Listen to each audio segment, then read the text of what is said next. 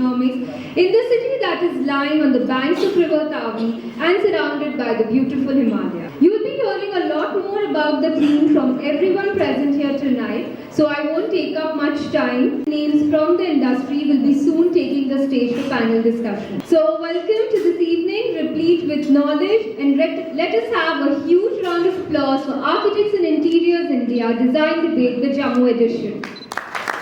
A place where tradition meets modernity and the splendid beauty of nature is intertwined with the rich cultural heritage. It fills my heart with joy and gratitude to welcome you all to this Jammu edition of Design Debate. In the lap of Himalaya, where history and scenic landscape converge, we find ourselves surrounded by a city that encapsulates the essence of India's diversity and resilience.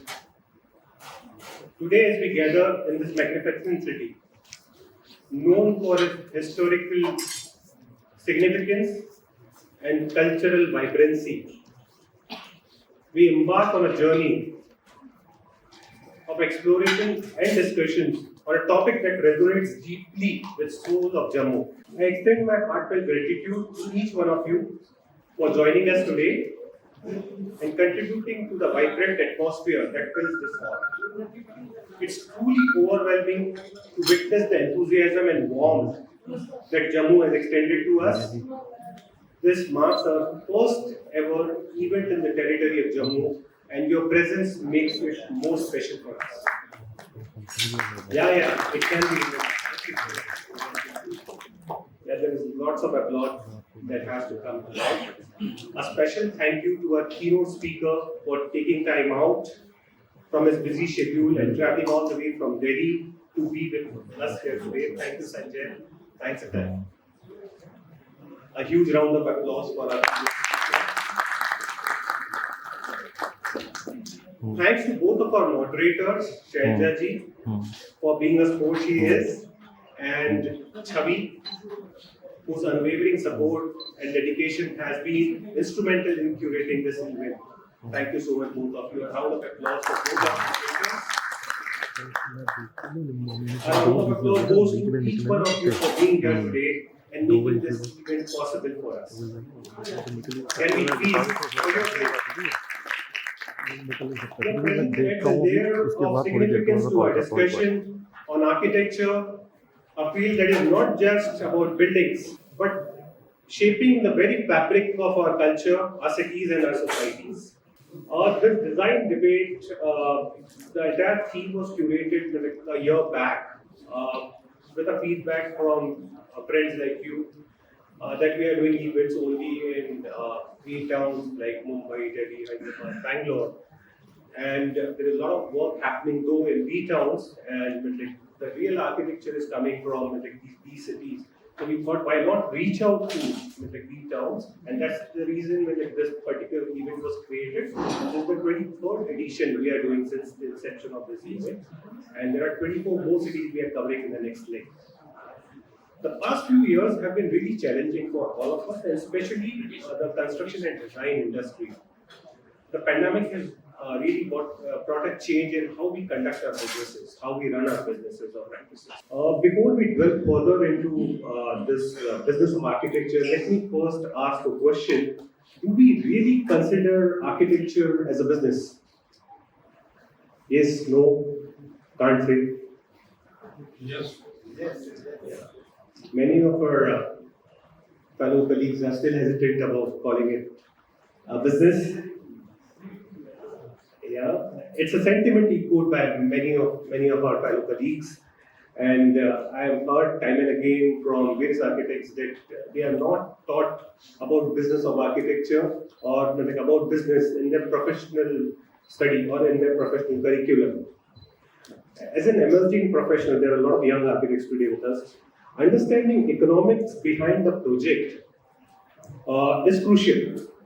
It not only enhances time management, but also increases likelihood of a project being successful and profitable. The business of architecture can be broadly classified into two facets. One is economics And the other one, most important one, is the art or aesthetics of how you manage that.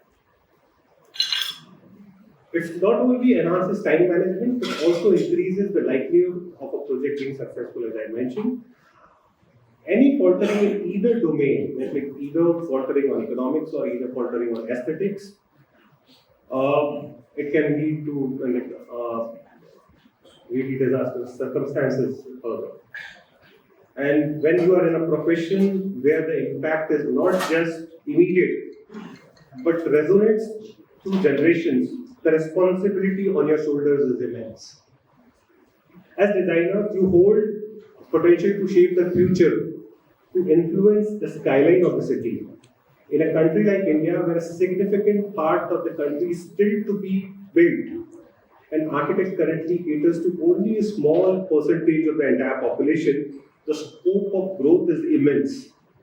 As we aim to cross the economic milestones and envision a golden era further, the opportunities for architects has never been more promising ever. Today's design debate brings together experts in the field who will shed light on the crucial points and discuss the immediate and long-term challenges facing architects. We have the privilege of engaging with these leading design experts from their experiences and insights, guiding us how we navigate through this delicate balance between economics and aesthetics. So let's hear it from our esteemed panelists as we dwell into the heart of the matter. A big thank you to all our sponsors for believing in us and supporting us to bring this event to this vibrant city of Jammu, where history meets innovations and traditions meets the future. I express my gratitude to our presenting partner Jaguar for their unwavering support. Thanks to Mohit ji, who have consistently been driving force behind this theme, design debate. The success of design debate, I can very well say that he is the man behind the success of design debate, and he is a veteran in the field and a professional par experience. Whenever I have met him, I have something new to learn from him every time. And fortunately, he is amongst us today and he is going to speak. So a round of applause for Mohit ji. A special thank you goes to our other partners, our category partner Deconic and General Panther, Bureau or exhibit partner. Their exhibits can be found just behind the hall, and you can just have a look time from the event. Embark on this enlightening journey into the world of architecture, where aesthetics and economics dance in harmony. Thank you once again. Thanks a ton. So that was a really heartwarming speech. And moving on, Design Debate and our partnering brands have always expressed immense curators and our esteemed guests. And to share the joy, I'd like to invite Mr. Mohit Hajela, Group Head Business Development from Jaguar Group, to please come on stage and share a welcome note. Sir, can we please have you on stage? There's a special reason I use the word crown city. Believe me, you are the crown of India. We adorn Jammu as the crown. So I think it's very important for people in Delhi, Bombay, Bangalore and other top prominent 15 cities to recognize that you always wear the crown on the head. So that is Jammu and Kashmir for us.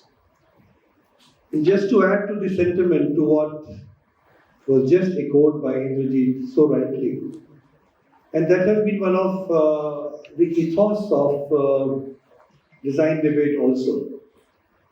We feel and we don't deny, we don't discount, we value that these top 15 cities, they do contribute to 60 to 65% of the economy. But at the same time, it is cities which are truly the tier 2 and tier 3 and tier 4 cities which are essentially the growth drivers of India today.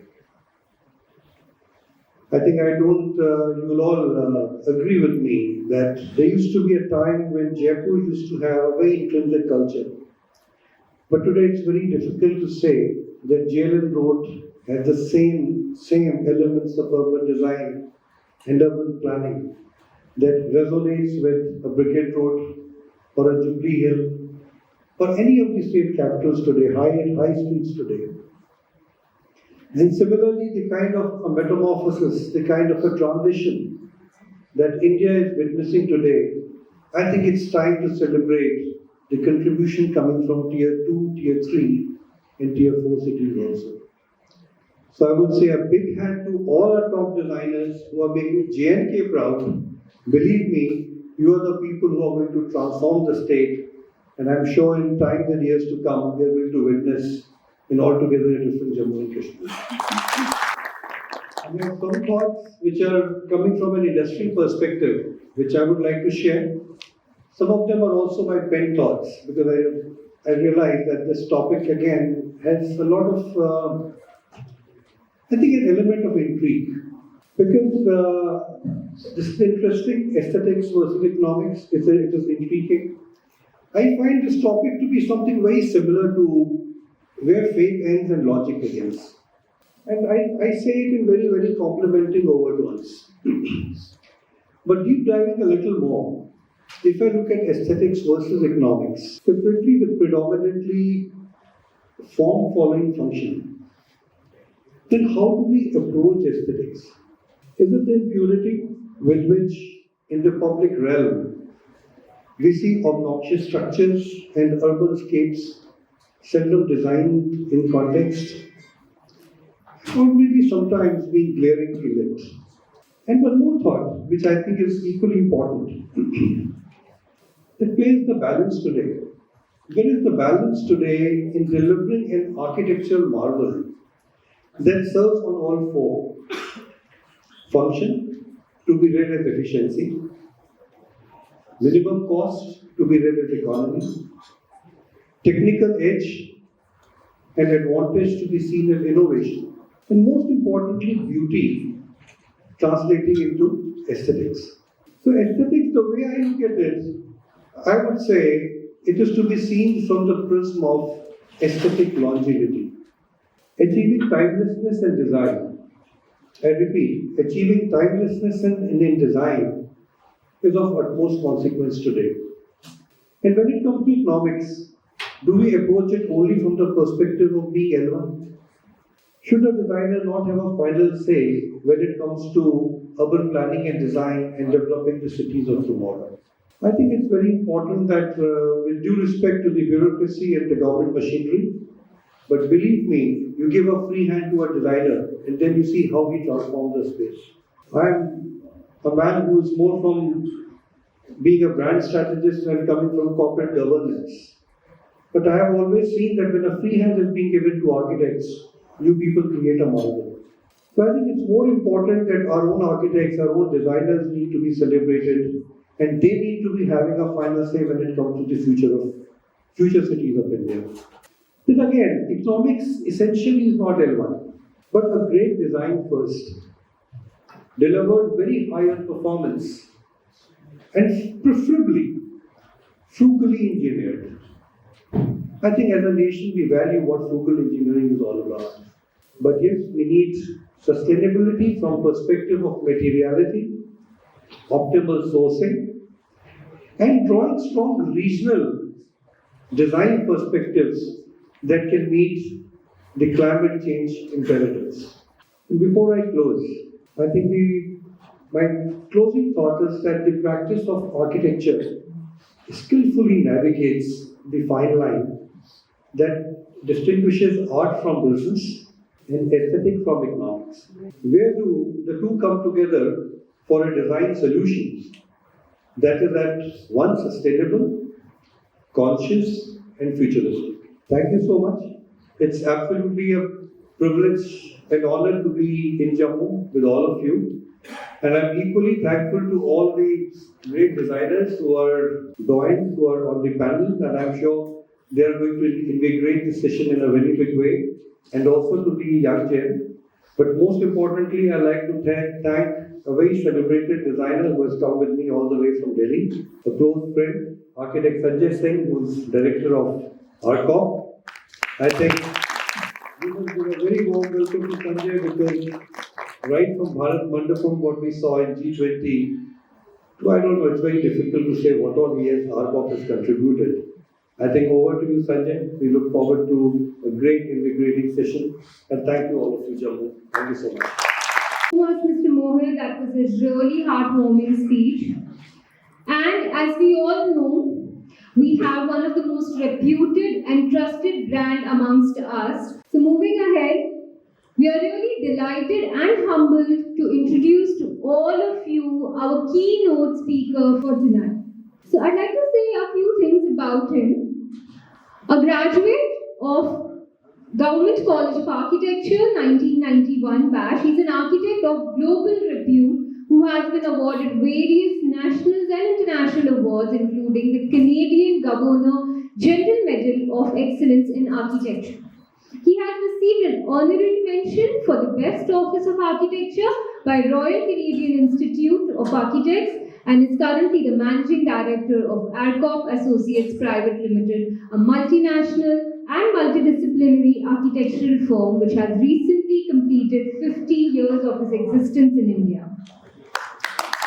His design stands out as they are unique, which have incorporated state-of-art technologies and sustainability features. Some of his iconic projects include the Wish Town at Noida, the Bharat Vandana Park, and the world-famous Bharat Mandapam, which was the venue for the recently held G20 summit in New Delhi. Mr. Singh has led his firm of 300 architects to become one of the most design-invested architectural. The integration of art and culture and heritage in architecture is his signature, which has come to be recognized widely. Besides the iconic projects, the firm Arcop has 6 AIA, MS, 4 IIT, and 4 IIM to their credit, making it the leaders in files of institutional architecture.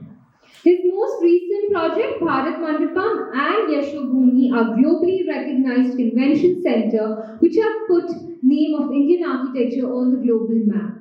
With immense pleasure and pride, I'd like to invite on stage the keynote for the Design Debate Jammu edition, Architect Sanjay Singh, Director of Arcop Associates. Sir, can you please have me on stage? So let me start by saying hello to everybody here. And just one snippet, there's a question asked by Indeed. Is architecture business? Architecture is truly business. Most of the architects will be out of business long time back. We would be one of them. So I've been asked to speak on aesthetics versus economics. I would say I would like to make a bit of a variation in this. It's probably not aesthetics versus economics. I think you can say economics of aesthetics or aesthetics of economics. I would like to approach it that way. And I'll try to take you through the whole, story. Now, architecture, like Mohanji said, less is more, form follows function. We've looked at these taglines, for a very long time, and these are age-old debates, which have been there. People have made opinions about them one way or the other. So aesthetics versus economics, jury is out. And the way I would like to approach is let's understand what's the concept of aesthetics, and how do we go and define aesthetics in terms of architecture. Does it only relate to building internal spaces or external spaces? Does it go beyond that? That's something that we'll talk about. And then we understand the concept of economics. That's a subject which I fail always, but we'll try to make sense of it. And then try to create a relationship between the two. And I'll like to talk about some case studies, about some of our projects, and then see where we go with this. So, like I said, understanding aesthetics and what really is aesthetics. And these are taglines which are given by my team. I don't know much about them, but I will be more graphic with my approach. The way we understand is it's to talk about proportions and scales and balance, symmetry, color, form, shape, and you have all these elements. But is the concept of aesthetics new? I drew this slide, and I try to understand the elements which most of us architects use to create these good-looking or pleasant-looking or aesthetically fine buildings. And we feel that there is a sense that comes from the ancient times. created verandas, we've done screens, to create these interesting spaces.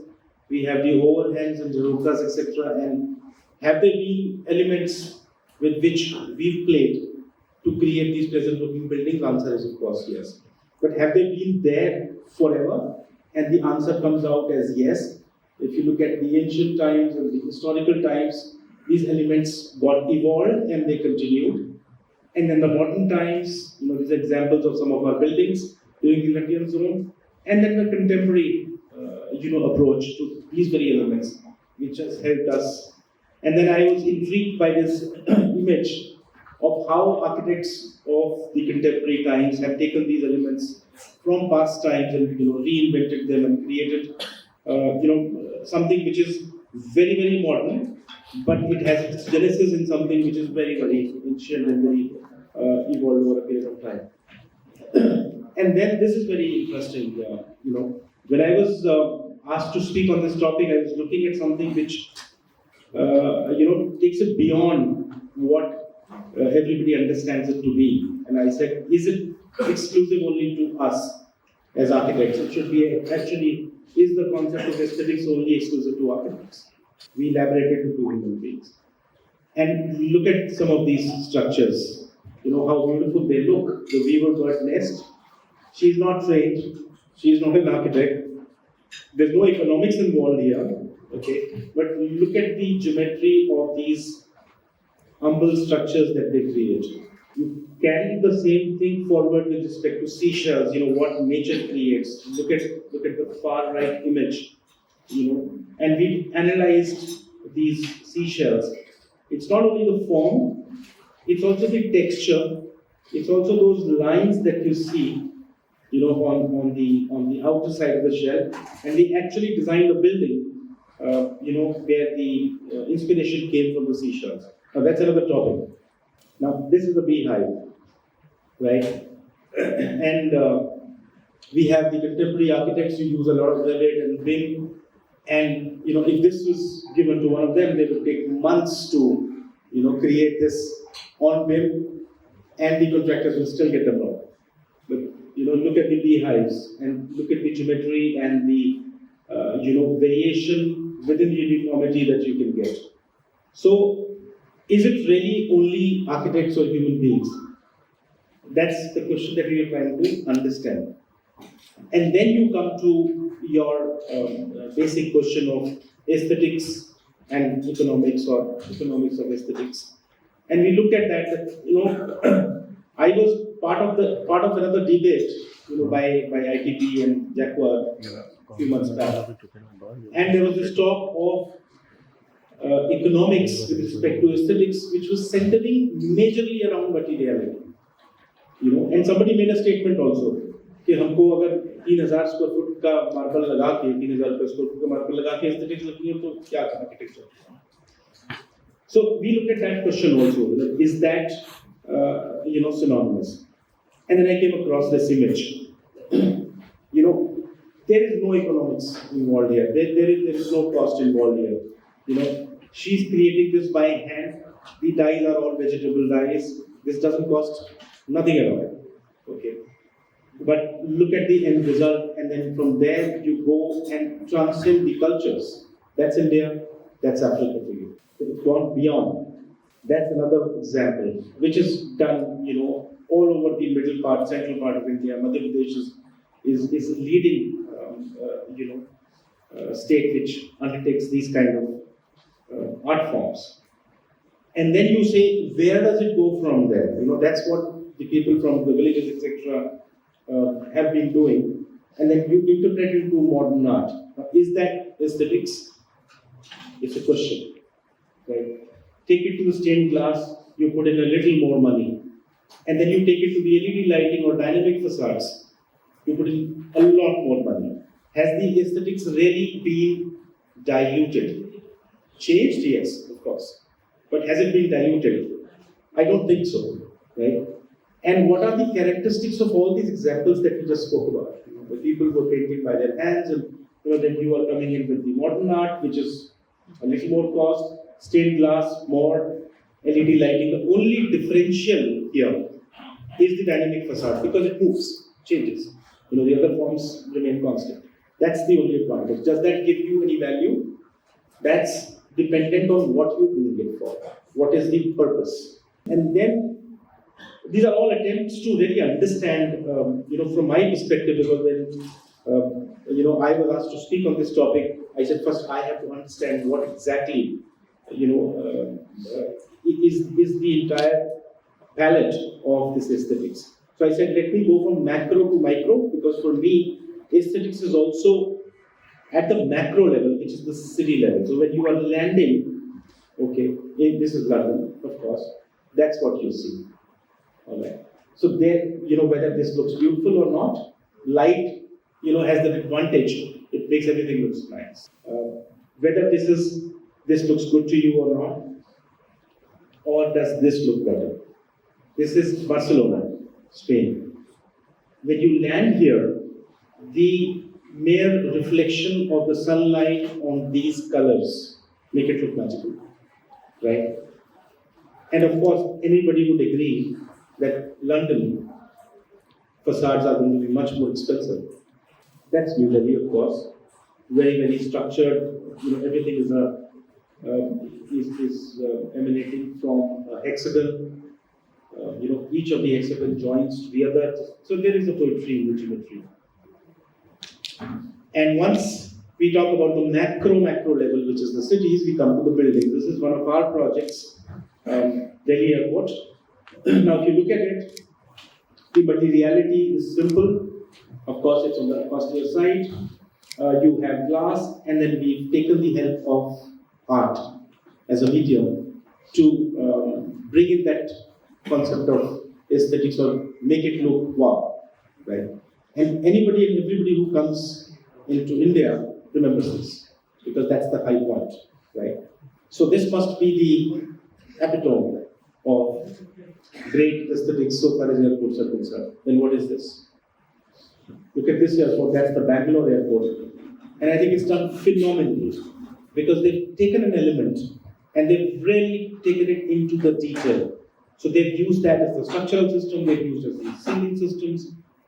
They've graduated to make them air conditioning vents, lightings, street furniture.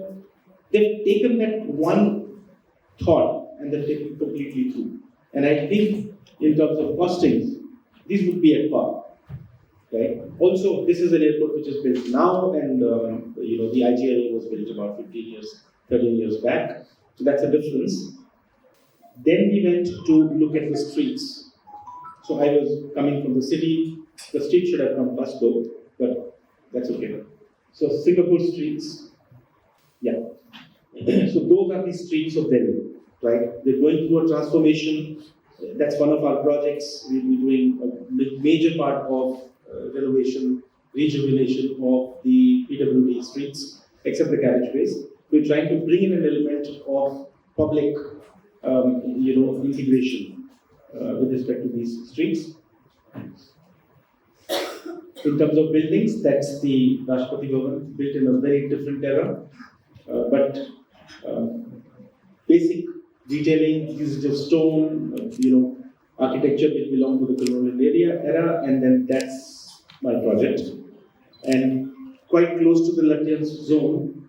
So we were mindful of the fact that while we are next to a historical, precinct, which is the Latvians, but we also wanted to, move away from that. That's why you see the structure has been, made to be lifted up and cantilevered, and we have these stainless steel use and all that. But if you really look at the materials, we've used,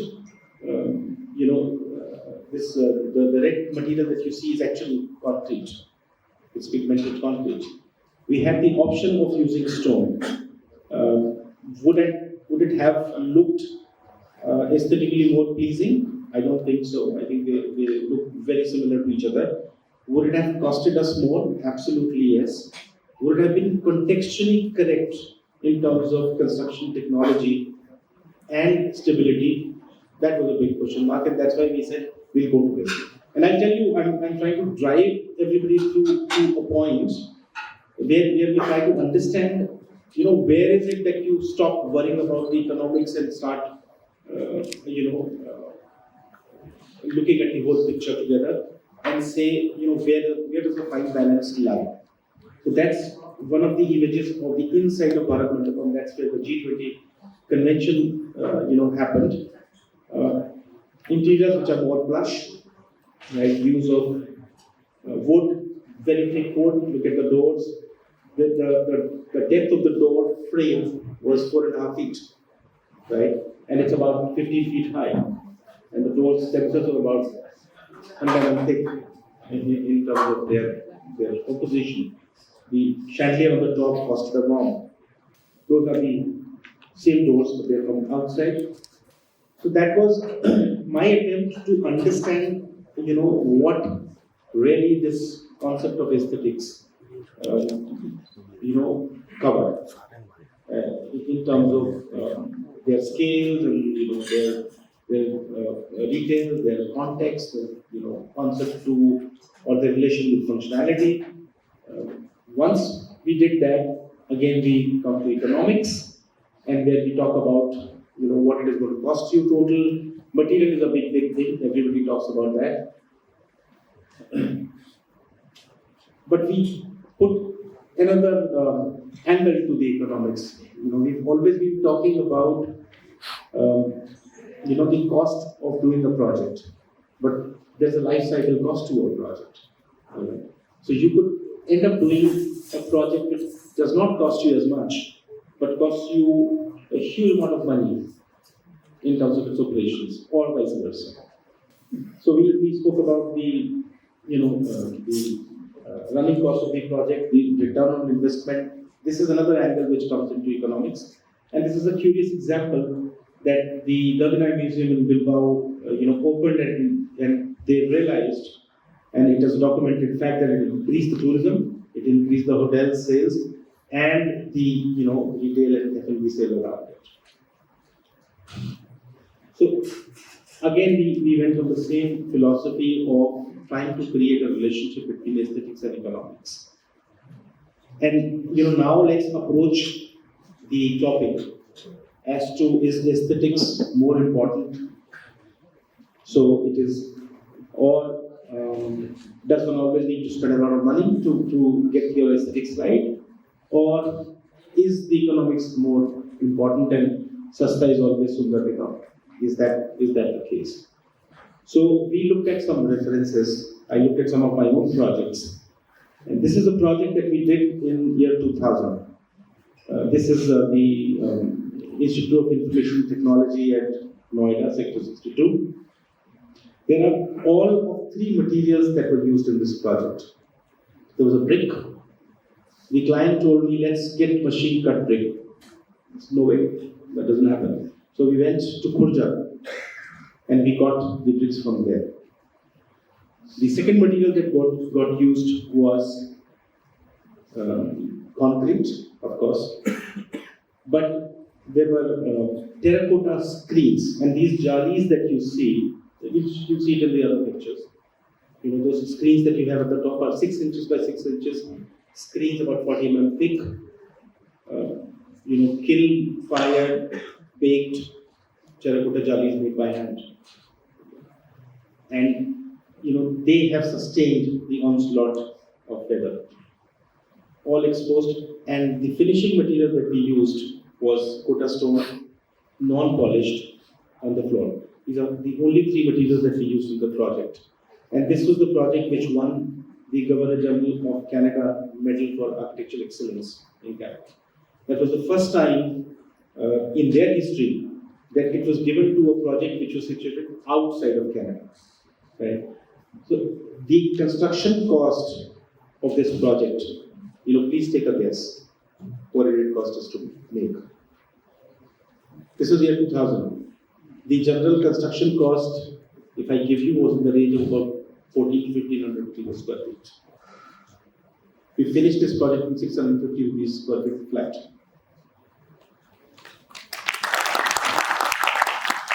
And the fundamental inspiration to do this project the way we did was that great institutions all over the world are built not on glitzy campuses, they are built on basic infrastructure and what it contains inside.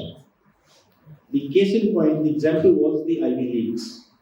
Okay, everybody talks about Ivy Leagues. You know, what are Ivy Leagues? Ivy Leagues, this name came because it was ivy which grew on the walls of these campuses, and they, came to be popularly called as Ivy Leagues. And that's where it started from. And you know that. This is another example of another building which is not ours, which we took from the net. Look nice, more modern material. They both look nice. This one also looks good. This one also looks nice. How does this look? I'm sure, and I'm not taking any references.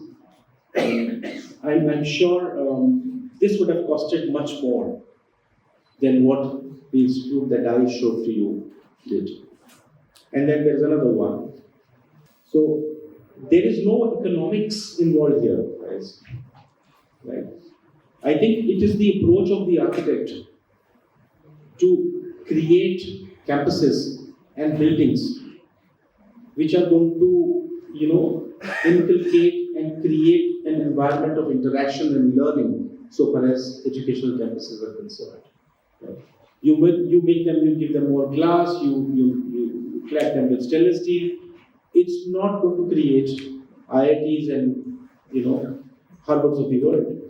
That is not going to happen. So where I'm trying to drive this is, what is it that should finally balance, create that balance between aesthetics and economics? Is it what the building is designed for, the objective of it, the functionality of it? Because if I was to do, the kind of building that I was telling you about for the Bharat Mandapam, well, I wouldn't be standing here. I would be somewhere else. I would be going out of the country. They would just chase me out. So the function of Bharat Mandapam is very different, and that's the reason that I showed you that building in reference to the JIIT, which is the Institute of Information Technology. That's again the case study. I love it, but it's not here. Okay, that's the whole campus. It's a 16-acre campus. What you see there is basically the academic block, and then you have the hostels and residences, etc. And then there was this building which came up as a business school building. They wanted to move from information technology to business school. And the yellow one that you see is a hostel building. Now I showed you the shot of the academic building. I will briefly touch upon the business administration building because it's a very, very interesting, transformation of the building space, and then I'll talk about the hostel building. That's basically the academic building. Very basic materials, right? Now, when I was talking about the materiality and the economics, let's not sort of confuse it and say that you use base material because the building doesn't have too much of a budget. So let's not get into the detailing. So there's a reason that I am showing you this. These are those chhatris which are basically announcing the entrances into the buildings, right? And although they were done only in concrete and brick, but we went around detailing them how you have brick at the bottom and the concrete column exposes itself. There's a cut on the top and there's a metal canopy that sits there. By the way, the Firo's cabinet is not my game. Somebody put it there. Look, the flooring is a combination of room finish concrete and red sandstone grit, right? And that is something that we carried on with and created the language. Again, that's the drop-off of the auditorium that they have. And while we were acutely aware about the cost part of it, and that is why we said that we are going to try to create forms in concrete itself. So what you see on the top is actually concrete. There is no false ceiling here. So when we were designing the structure, we designed the structure and we detailed out the structure in a manner that doesn't cost you, okay, except the shuttering probably, but gives you the feeling of a nice drop-off porch, okay, which is detailed out there. The same example, you see here. The ceiling that you see on the top is all concrete, and the square that you see at the top of the column is a casted concrete with the lights already designed and built into them. So that's how you need to innovate your design to ensure that your aesthetics is not going to get compromised if you don't have a budget. So those are again some of the shots of how the project was detailed out. These are the internal, atriums which are part covered. The wind comes in, the rain does not, and then you create these forms, these street furniture for the students. Now you can see those terracotta jalis. So these terracotta jalis were made in Gurja by my Kumar potters. They made it for us, and it's a beautiful jali made, and it still stands. It's about 23 years that was built. Frame the staircases, within the overall architectural philosophy. Again, the entrance points and how you bring in the landscape. That was the main college. Now this is the auditorium. And what you see is there's a very interesting story behind this.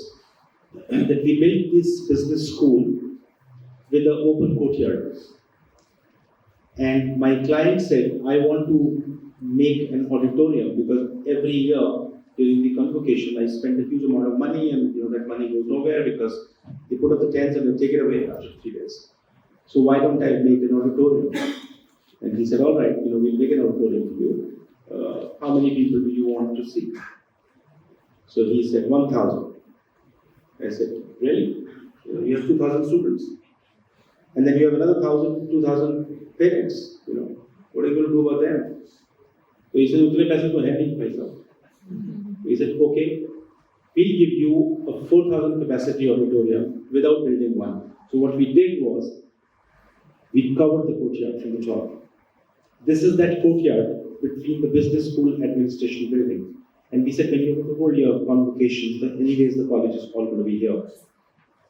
The inauguration of this auditorium happened with Sachin Tendulkar. And this whole building accommodated 6,500 people. 4,000 people below, and there were people in all the galleries, all around. Right? So, that's also to do with economics. You create auditoriums which are never going to get used. Right? How do you handle them? Now, this becomes a space which was put in to a use by creating this auditorium. And when you did that, below this came the lecture theatres, because this was a step form. So you did lecture theatres and you got more space to it. That's basically a hostel. And I will tell you the reason that I'm showing this to you. The picture that you see on the right, the rendering that you see on the right, is what I designed. And one was very mindful of the fact that you are putting up a 20-story hostel building in a campus which ranged from 3 to 7 floors. And we said, this building will kill my campus completely. Hostels, what's going to happen to the hostel. All the balconies will have the dhobi guards outside. So how do you handle that? So we said, let's create a facade which is going to be a combination of screens which are put straight and which project out at 90 degrees, and you see that, right? The client is very orthodox client. He says, "ये जो आपने सीधा लगाया ये गिर जाएगा तो क्या होगा?" I said, "It's not going to come off. Don't worry about it. It's also going to cost me so much more money." So we said, "Okay, we'll create the compromise." So ultimately, what happened was this. And even today, when you go to Noida and you see this building, I can guarantee you that if I don't tell you that this is a hostel building, you cannot say that this is a hostel building. So really, the constraints of the economics and the budgets, etc., I think we put it on ourselves. Okay, we create this this narrative that this is a building in which the client doesn't have the budget, so my aesthetics is going to get compromised. I think there are great opportunities there. So this picture I took recently on my trip to the University of California, Los Angeles.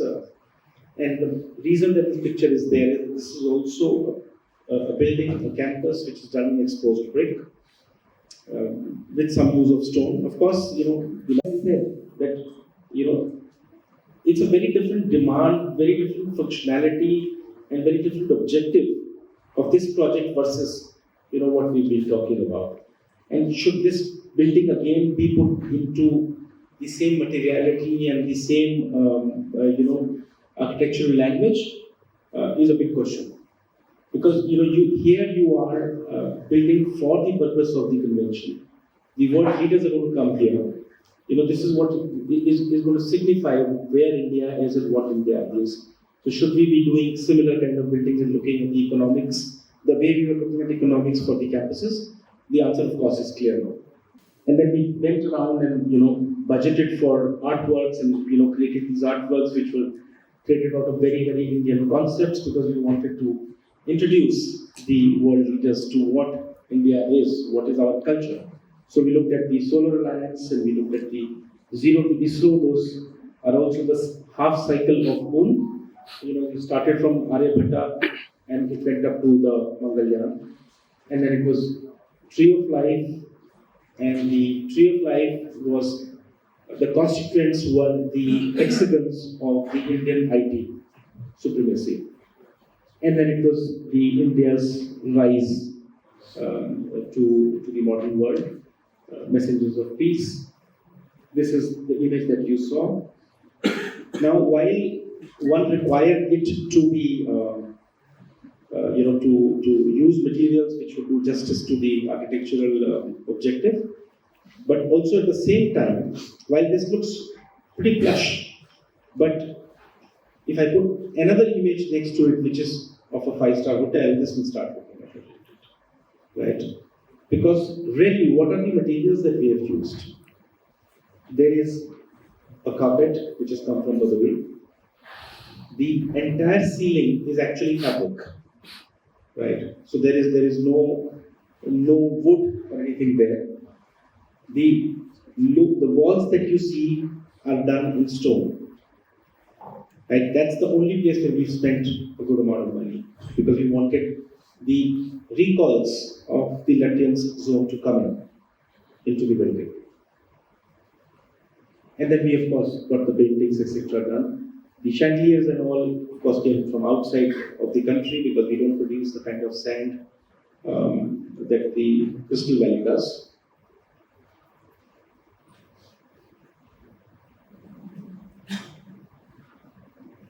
That's again one of their lounges. So yes, money has been spent here. Economics takes a back seat. Aesthetics comes up front.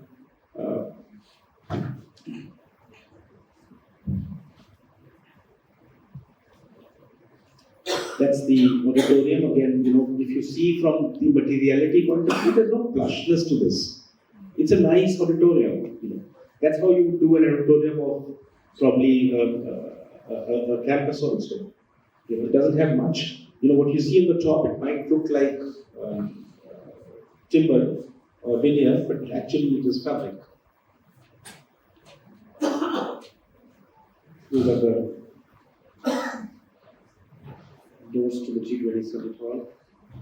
Now we had to treat this wall, so instead of treating it with expensive stone, etc., we casted these yoga mudras in fiber and got this done. And I think the entire, all the mudras taken together would have costed less than 1 lakh rupees.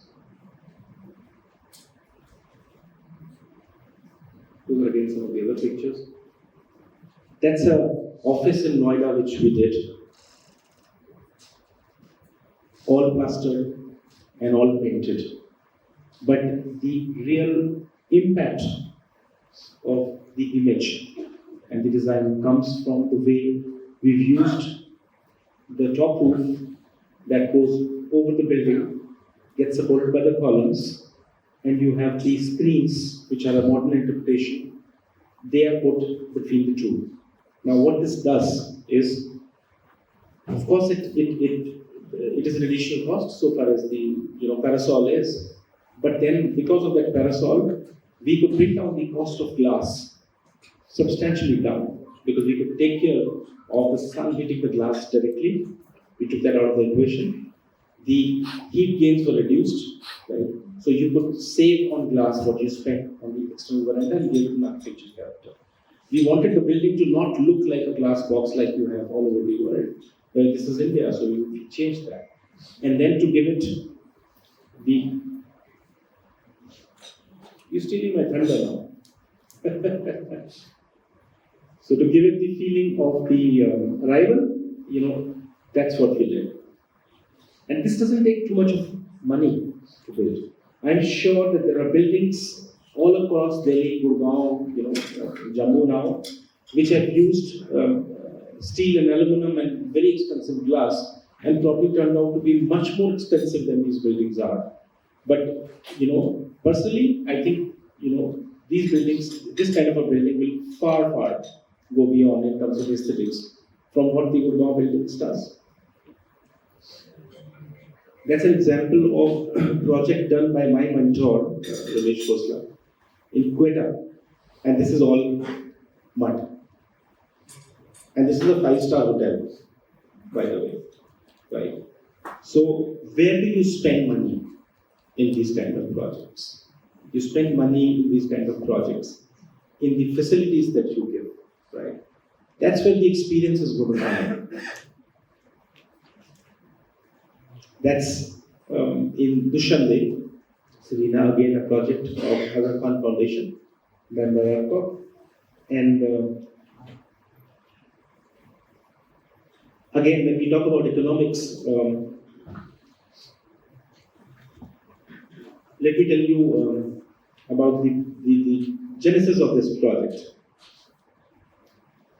This project was a shoe factory. It was a shoe factory in Dushanbe. The Aga Khan took it over and they said, bring it down and design a new hotel for me. Right? And we didn't have the heart to tell, Prince Amin that, why do you want to build this town? We'll convert this into a hotel. We knew that, he'll chase us. So we said, okay, what can you do if you take this town?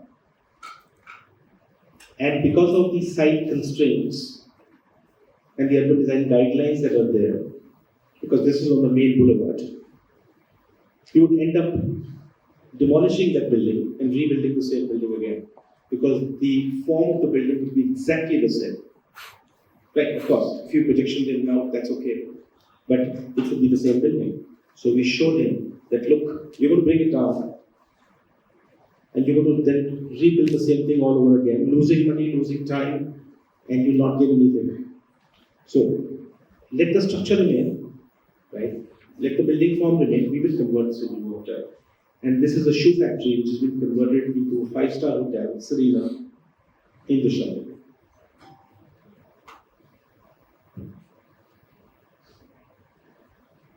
These are again, some examples of my buildings, how we've been approaching.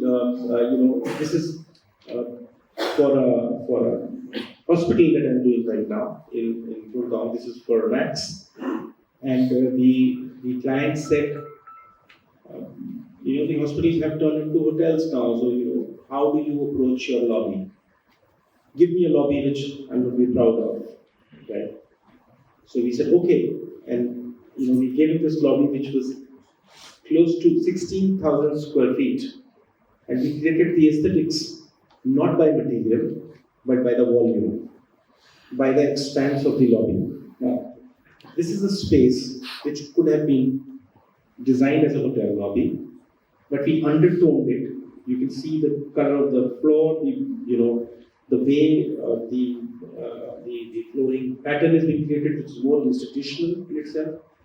What you see, those loads on the top is primarily there for a reason, because this is a lobby which is a glass box, and it is a glass box because Our learned town planners in Haryana say that if you have a space which is not covered by a permanent structure, then we give it to you free of affair and free of ground coverage. So I said, okay, thank you so much. We'll do that. So we got 16,000 square feet of space for the client, free of ground coverage, free of affair. You know, for people who who have their ear to the ground so far as Gurgaon is concerned, you would understand what 16,000 square feet would be in terms of money. So that's economics for you, right? And then we created certain other things. We took the roof and we took it into different forms of an opening flower and created that on the top. And if you look at the materials, these are not materials which are very expensive materials. And when we say Italian marble, basically we are pegging it at 300 rupees a square feet. You'll be surprised, Bharat Mandapam had imported marble, but we pegged the cost at 300 rupees a square foot. That's, you can't go below that. You know, with Aniki cost we cover it. But people use marble at 2,000 to 5,000 rupees a square foot. And that, I think, is a lack of conviction in one's ability to use basic material and create fantastic buildings. And these were again, some of the examples, where we started and we said, no, that's not what is going to go with the character of a hospital. So we went from one to another and then finally zeroed on the left top. That's, again, I was tempted to use it because this is my first building, which I did 25 years back. This is an ITC project in Gurgaon. And if you look at the detailing, it was done in stone, the lower floors were done in stone. The larger buildings created a signature element with those portals going up, and these portals were not put-ons. Mohinji, you'll be happy to know, you know Jimmy Mandaraj. He's no doubt, the stalwart and one of the finest structural engineers that the country produced. You did? Fantastic. So it's a small world. So these, portals that you see, on the tower, they became signature elements when this building opened in 1999. And the people, and unfortunately some of the architects, they were falling over each other to copy this building, in different forms. But this portal came about because the structural engineer wanted it. He said, we can't give you so many number of columns. So he said, either you give me 5 small columns, or I will take one column from you. So he said, we'll give that to you. So those, blank surfaces that you see are actually large shear faults. And we connected them with these beams, which, give it these lateral stability. So the point that I'm trying to make is that, can you use the basic fundamental requirements of the various facets of a building or a project and turn that to your advantage to create the aesthetically appealing elevation that we say today? That is the question, right? This is again another building that we did. Again, very basic. This is all paint and plaster and paint.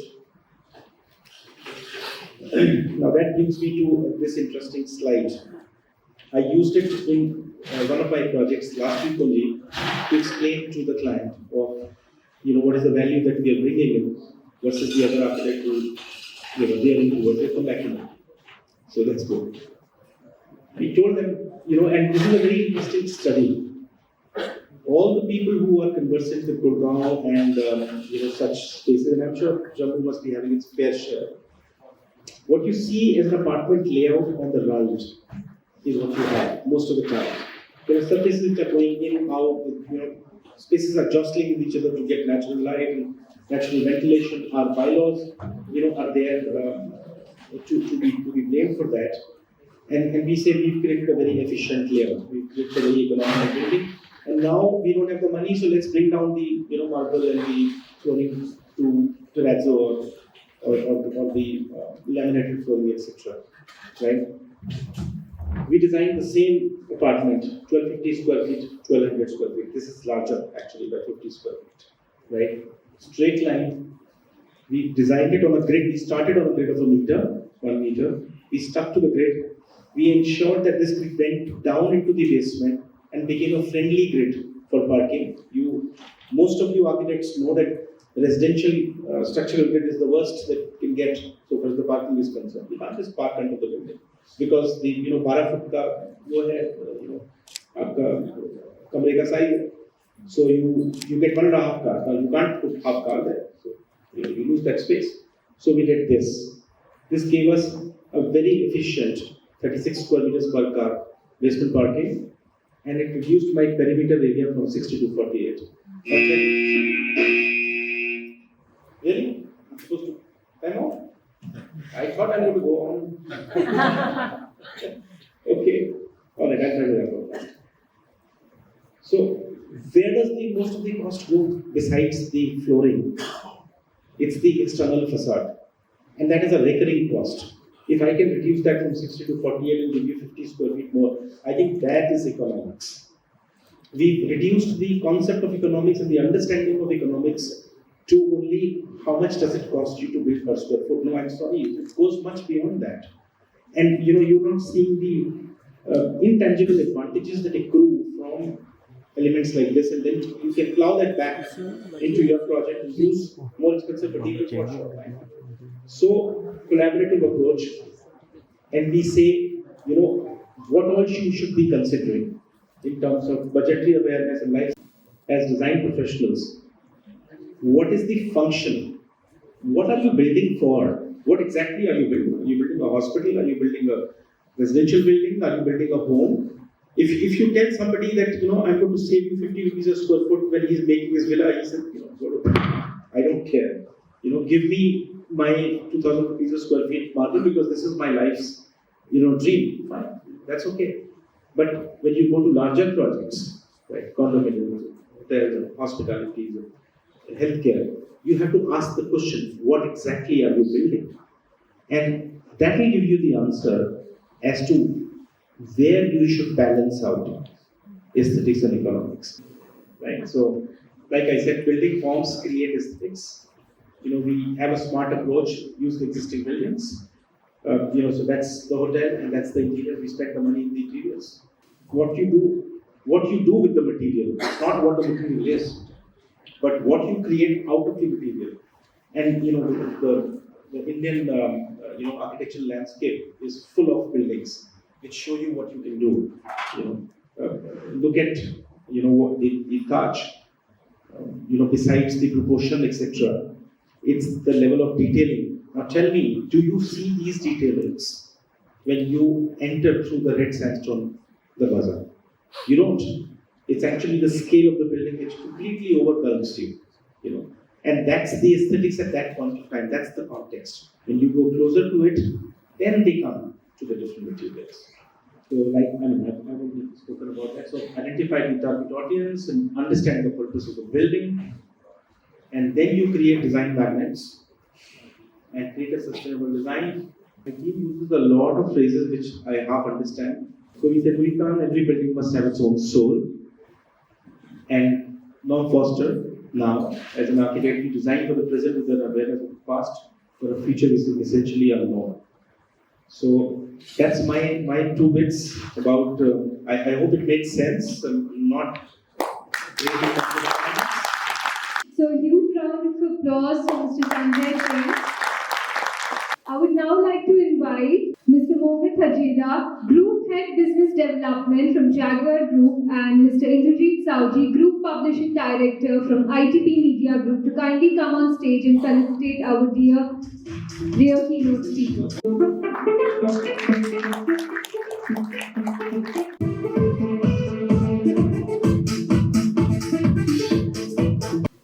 And now moving on to the most awaited part of the evening, our panel discussions. Kicking off, we begin with the much awaited Joyance panel discussion, one we all have been waiting for with bated breath.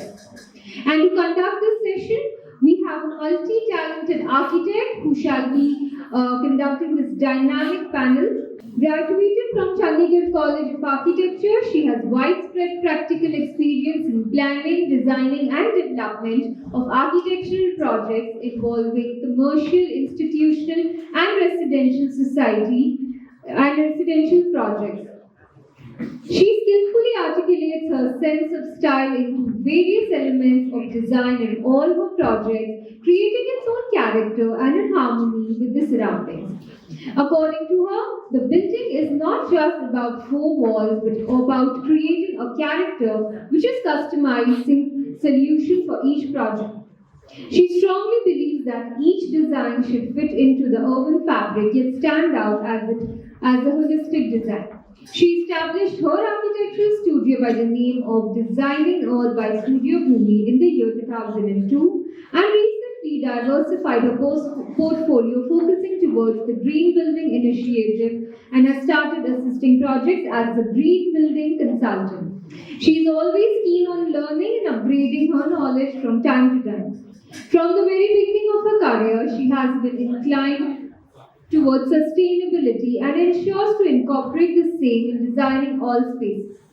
Her immense knowledge and profound experience helped her to earn her first green building credential IGBC in 2016.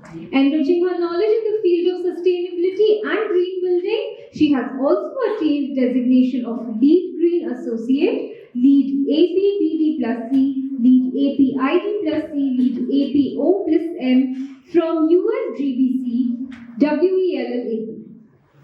And to commence this panel, everyone please welcome with huge round of applause our very talented and dear moderator for the Doyens panel discussion, Architect Shelja Gupta. Ma'am, can you please have you on stage? Probably aesthetic versus economics would probably be the right kind of thing for me.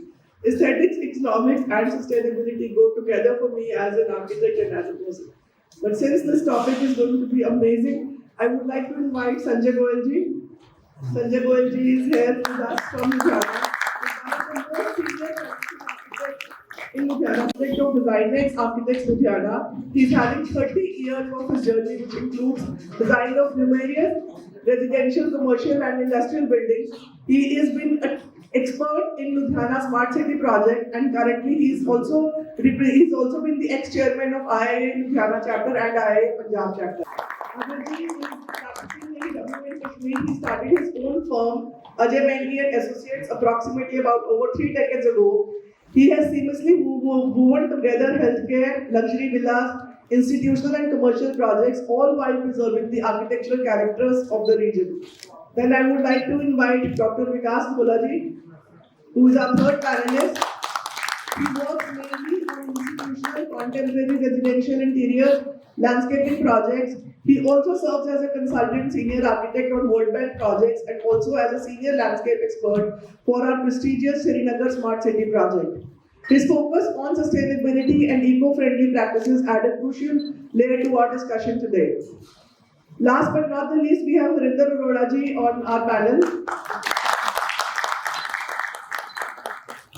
He is the senior most architect in our panel discussion today with an experience of about more than 37 years, and he has also represented, is the ex-chief architect of J&K State as well.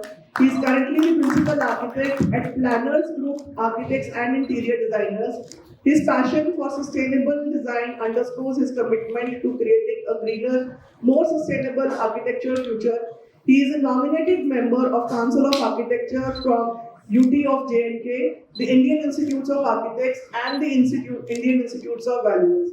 We welcome you all, we welcome you on this extreme panel, and we are looking forward to have a nice design debate on the topic aesthetics versus economics.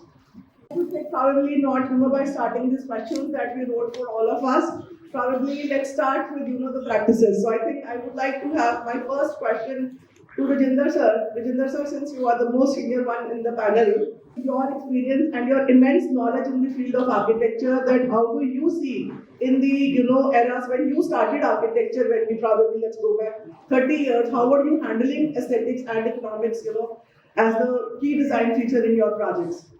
I'm Harinder Arora, ex-chief architect J&K, and I am graduate from Chandigarh College of Architecture and joined Jammu Architects Organization in 1985. So I have worked there for 37 years.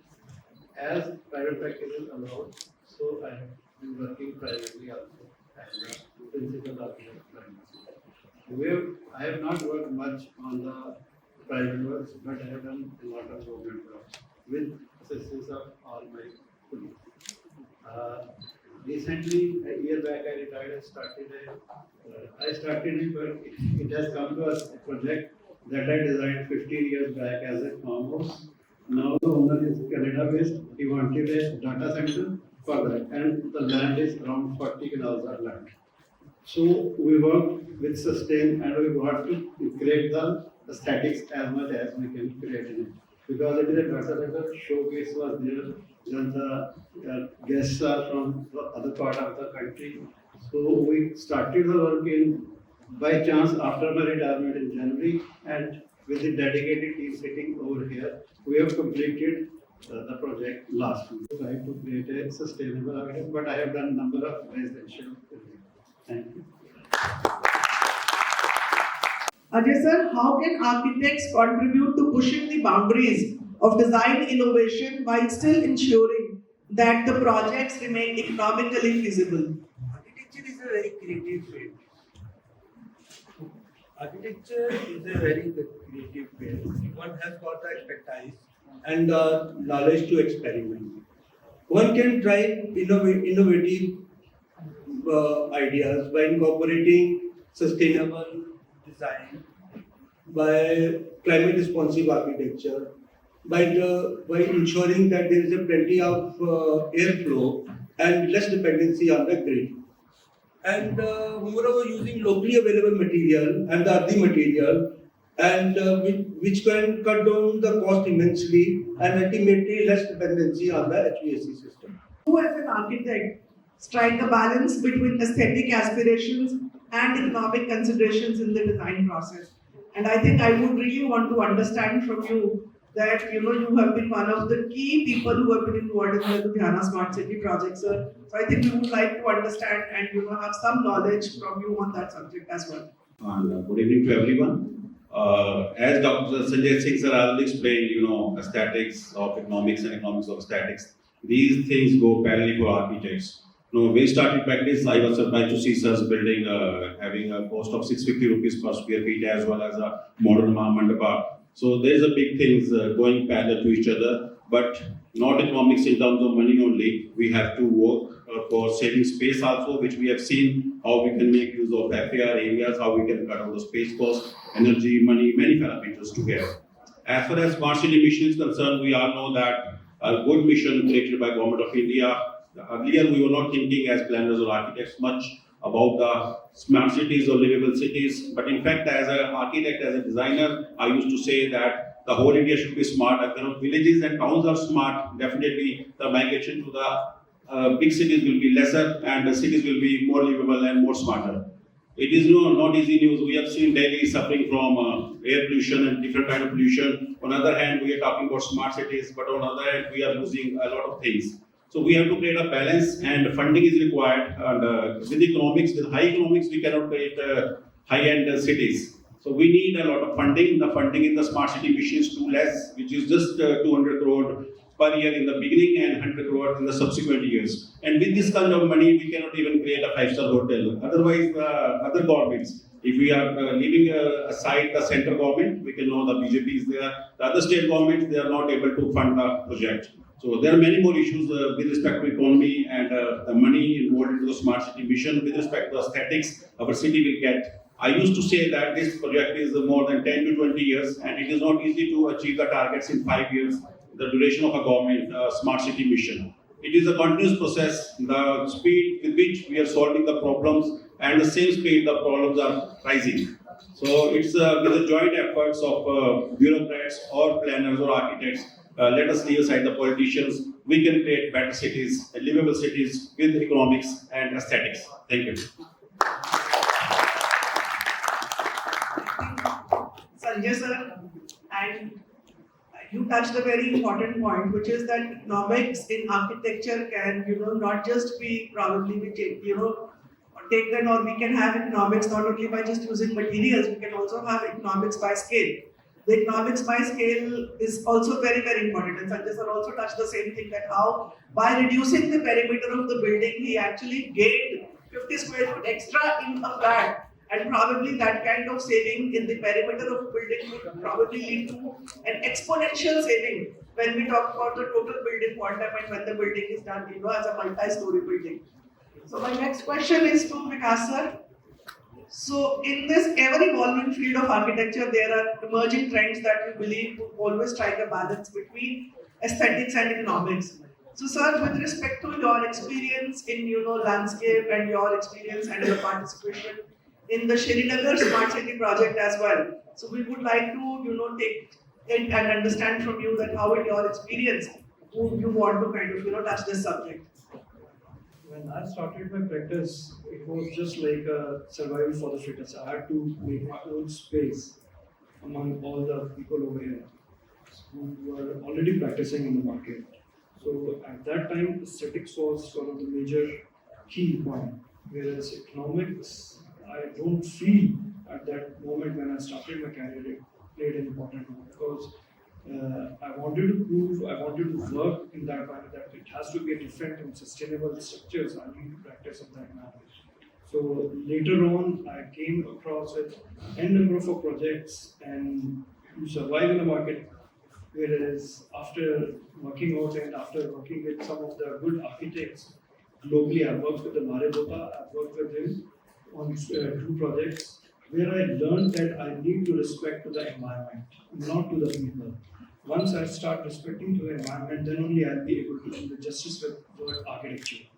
So then I started shift. There was a draft drift in my career, and started chalking out with the sketches, keeping the sustainability environment into my mind. So as Sanjay sir and the other people they are already doing it a great job. Right now, if I'm working as a lead landscape architect and a planner for Srinagar Smart City. We are trying to work out with the local materials which are available. Since if you see, Srinagar City was, after a huge gap, militancy and all, everyone wanted a lucrative things which is made of glass and all. People started using the structures made of glass over there, whereas granites and all. Then we started and we had a huge discussion with the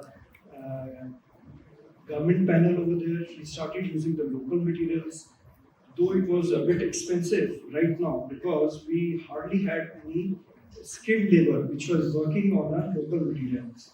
So it took us a lot of time and efforts to work out with them, to make them work again on the local materials. Then we slowly are working on it. So it sometimes it is a difficult, and sometimes it is at the same time it is enjoyable also if you're working. And at the same time, if you want to work with the local available material, if you want to work with the environmental friendly material, it acts as if you are breathing again and again in the environment. Sir, I think you said a very relevant point. Breathing again and again. So I think in architecture, if probably we are able to live that experience and walk through that experience, probably just by using local material, local context, which are actually relevant to that area, probably we can look at aspects of aesthetics and economics both together, because the local material camouflages very well with the architecture and the landscape of that area. And of course, it is economically viable. So, sir, my next question is to you, Harinder sir. Can you just give us some examples of material choices which would have had a significant, perspective and significant impact on the projects that you would have done? Economical materials. I have to search for maybe the sponsors are not happy with me, but I don't like the branded projects because they are too costly and they spend a lot of money on advertisement and I look for the same project, better, not better, equal to that, but they are different and they have everything. We can say it is unique, because otherwise you have the same project, everybody will refer to that project only. Then we can use other materials that I prefer ceramic tiles, vitrified tiles, then marble, as Sanjay said, already said. Then we can use engineering wood, laminates, and create the, because we have to create the static.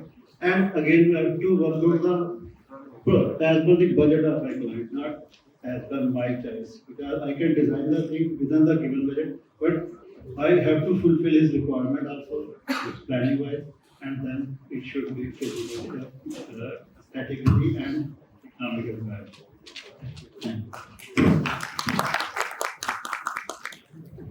Ajay sir, I think we are in this beautiful city of Jammu, so we would like to, now listen from you that what is the cultural impact of, Jammu in your projects? We would want to understand and, be a part of your journey in this, beautiful city. See, when I was doing architecture,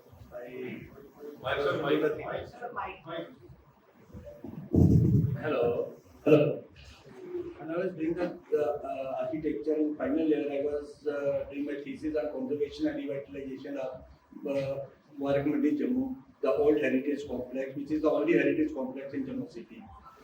And during my private practice, when I came into this practice, I thought that somewhere economy has to take a back seat in order to preserve the old heritage of the projects in your projects.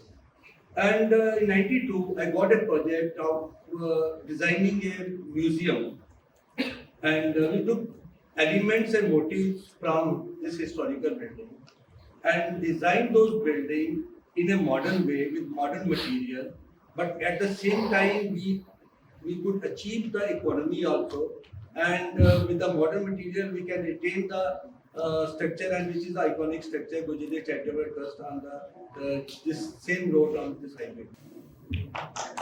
Thank you, sir. Sanjay sir, we are Punjabis, so let us understand it कि हमारी architectural practice में how do you handle when we are talking about a residential project or when we are trying to talk about an institutional project from the city where you come from? How are we talking about aesthetics and economics in our business perspective? Do you think that, again, Sanjay sir has touched a very important point which was related to the business economics of any kind of a project? So actually, there are times when the life cycle impact of a product is very, very important. And we might feel initially that, okay, so I think I would like to probably, I'm with these sponsors there. So if I use a Jaguar product, so at the end of the day, I think the life cycle cost of a product takes care of everything. So even if, initially I'm spending little more on, versus other probably local product or whatever. So we would like to take an insight from your perspective on the same subject, sir. Thank you, ma'am. And I am from Ludhiana. Ludhiana is known as industrial city, Manchester of India, a city of cars, and people are spending lavishly not only on marriages but on high-end houses also. That may be the reason that Mohit sir has invited me, that the sale of Jaguar is also increasing in Ludhiana. And no doubt, people are making big bungalows, unlike in Chandigarh, where everything is well controlled by government, the pay control, the facade control. In Ludhiana or in other cities of Punjab, the culture is same. People consider it as a status symbol to make bigger buildings coming literally on the roads, and big bungalows, having lesser carpet area and more projection area. The project viability is not on the positive side. They are spending a lot of money. As an architect, we used to guide us people that make your houses or bungalows or coaches like a mobile phone, smart and small but more economical, and you can spend the same amount on 30% lesser area.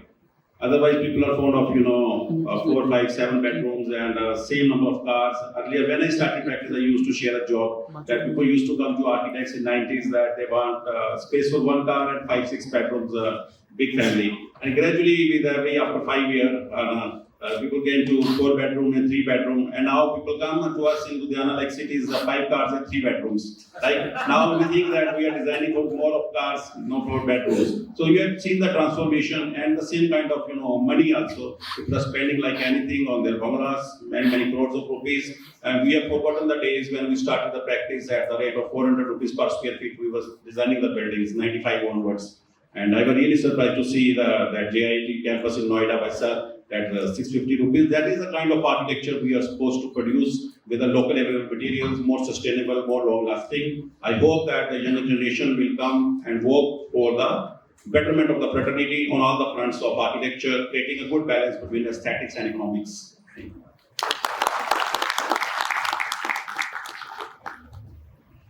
Vikas sir, we would like to listen from you also the impact of a material chosen by a client or by an architect. What would the impact of, please take some examples on the same subjects, that what choices we are making as architects, what are the kind of impacts in terms of with respect to material they would have or the final costs of the project.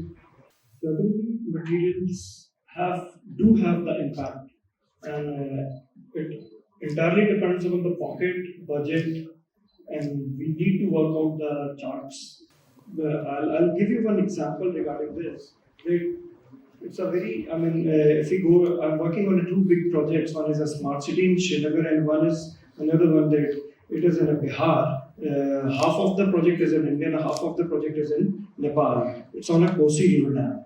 So the material chosen over there in Bihar is a total local, as well said by one of the senior panelists. The lady was doing some pictograph on the walls and all. The similar kind of the structures we are doing it, yet it is a contemporary buildings which are coming up over there. But at the same time, we have hired some of the Nepalese people and some of the Bihari people, those who are coming from the Bihar, and doing some pictograph on all over the walls.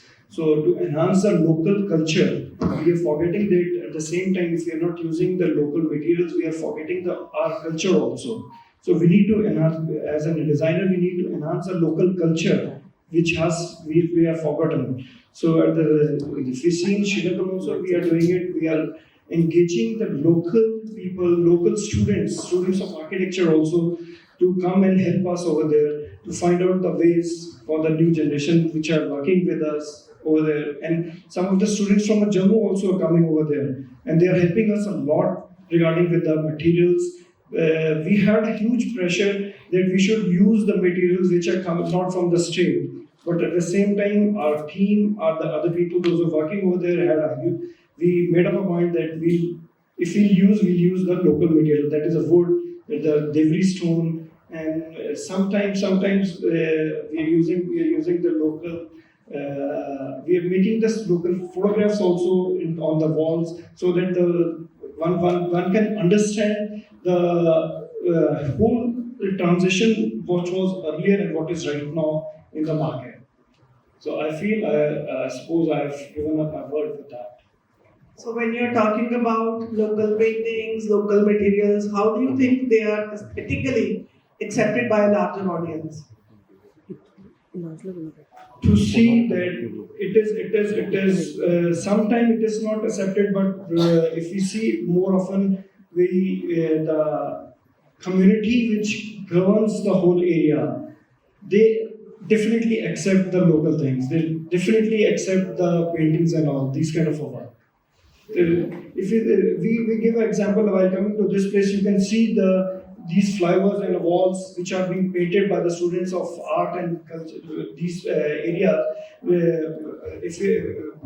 people have stopped checking up the posters of the local advertisements on the wall. They stopped that. So it is enhancing the beauty of the state. It is enhancing the beauty of the place. Columns, whether they are markets or whether they are the bridges or any such thing, we always struggle with them. So sir has touched a very, very relevant point, that given those columns or those walls to local artisans or local students and tell them to paint the local culture, because they know that thing the best. So at the end of the day, बहुत ही कोई बेवकूफ type का बंदा होगा जो उसके ऊपर जाके पोस्टर लगा देगा, because most of the times those things, they add a lot of value to that particular context and the local context.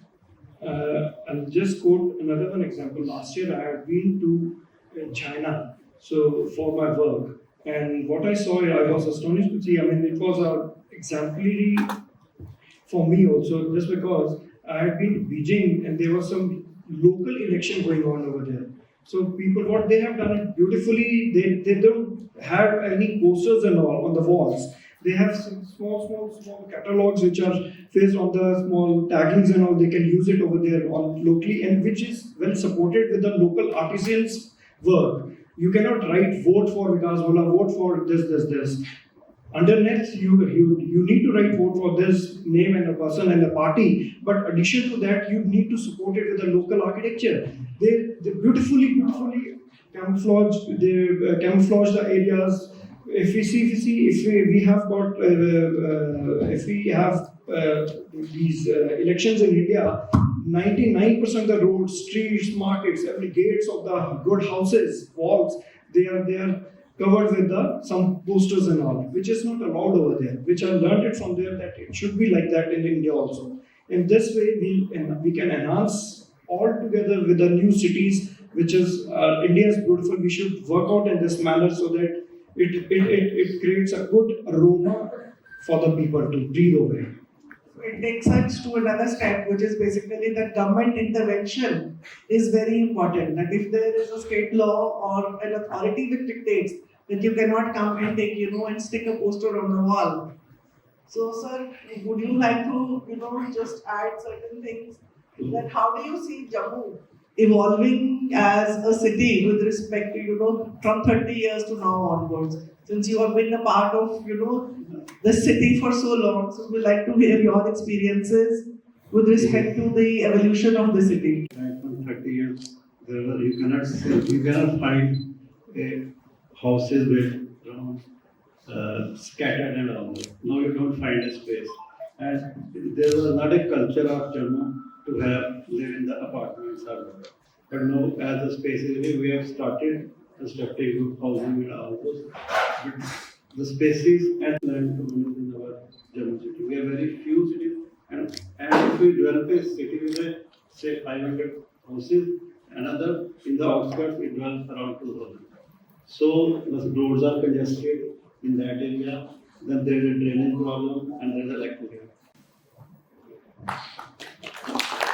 Okay, sir, in your practice, do you use technology or materials which actually you feel would help in finding aesthetic goals and economic efficiency? How do you use technologies to figure out things in your practice? See, in my Hello.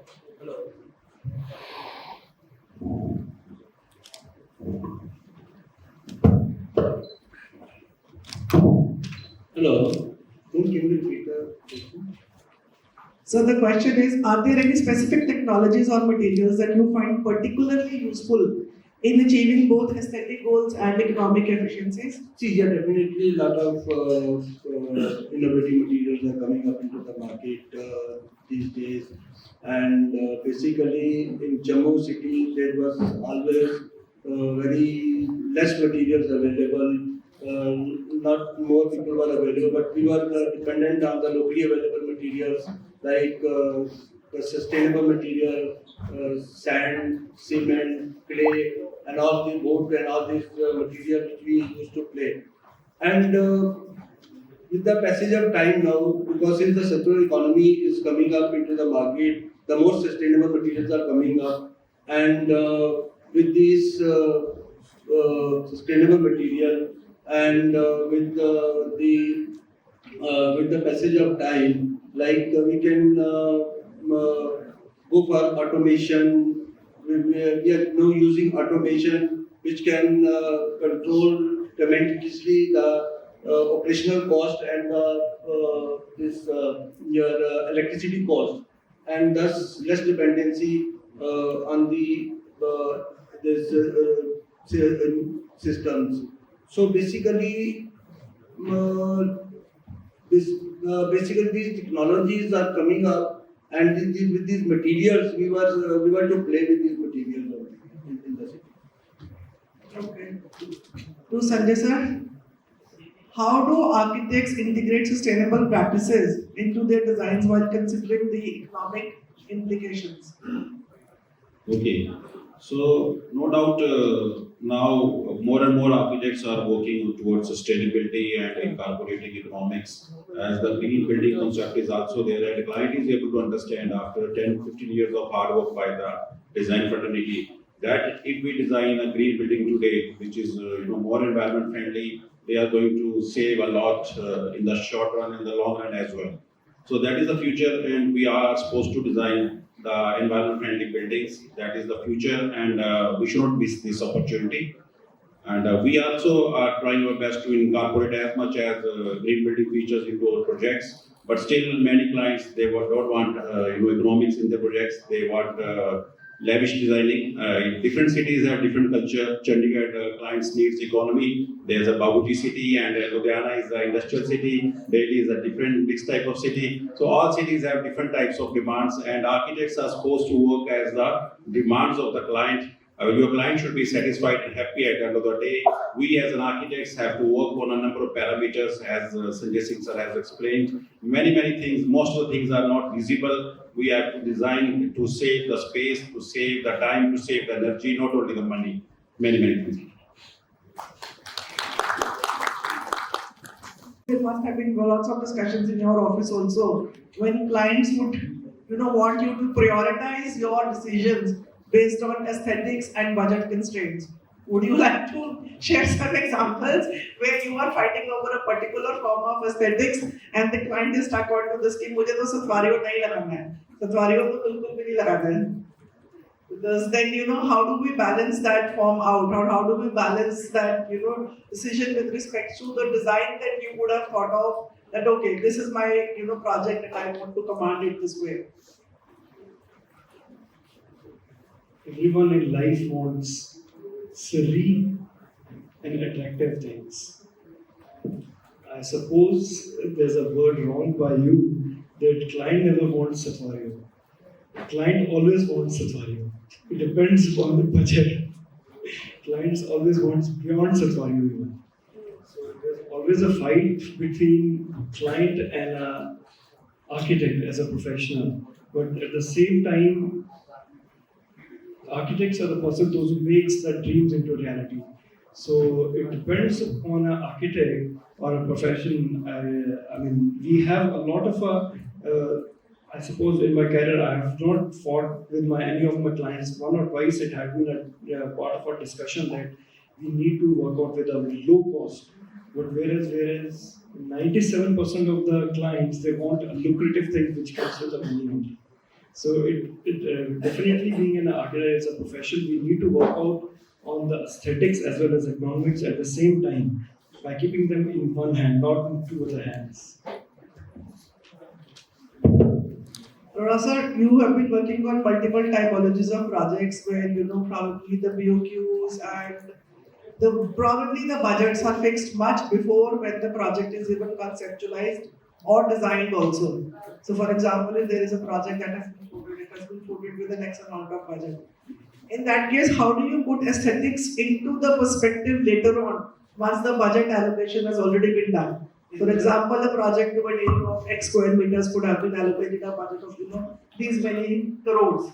So then the keynotes of design are not even there, but the budgets are going to be there.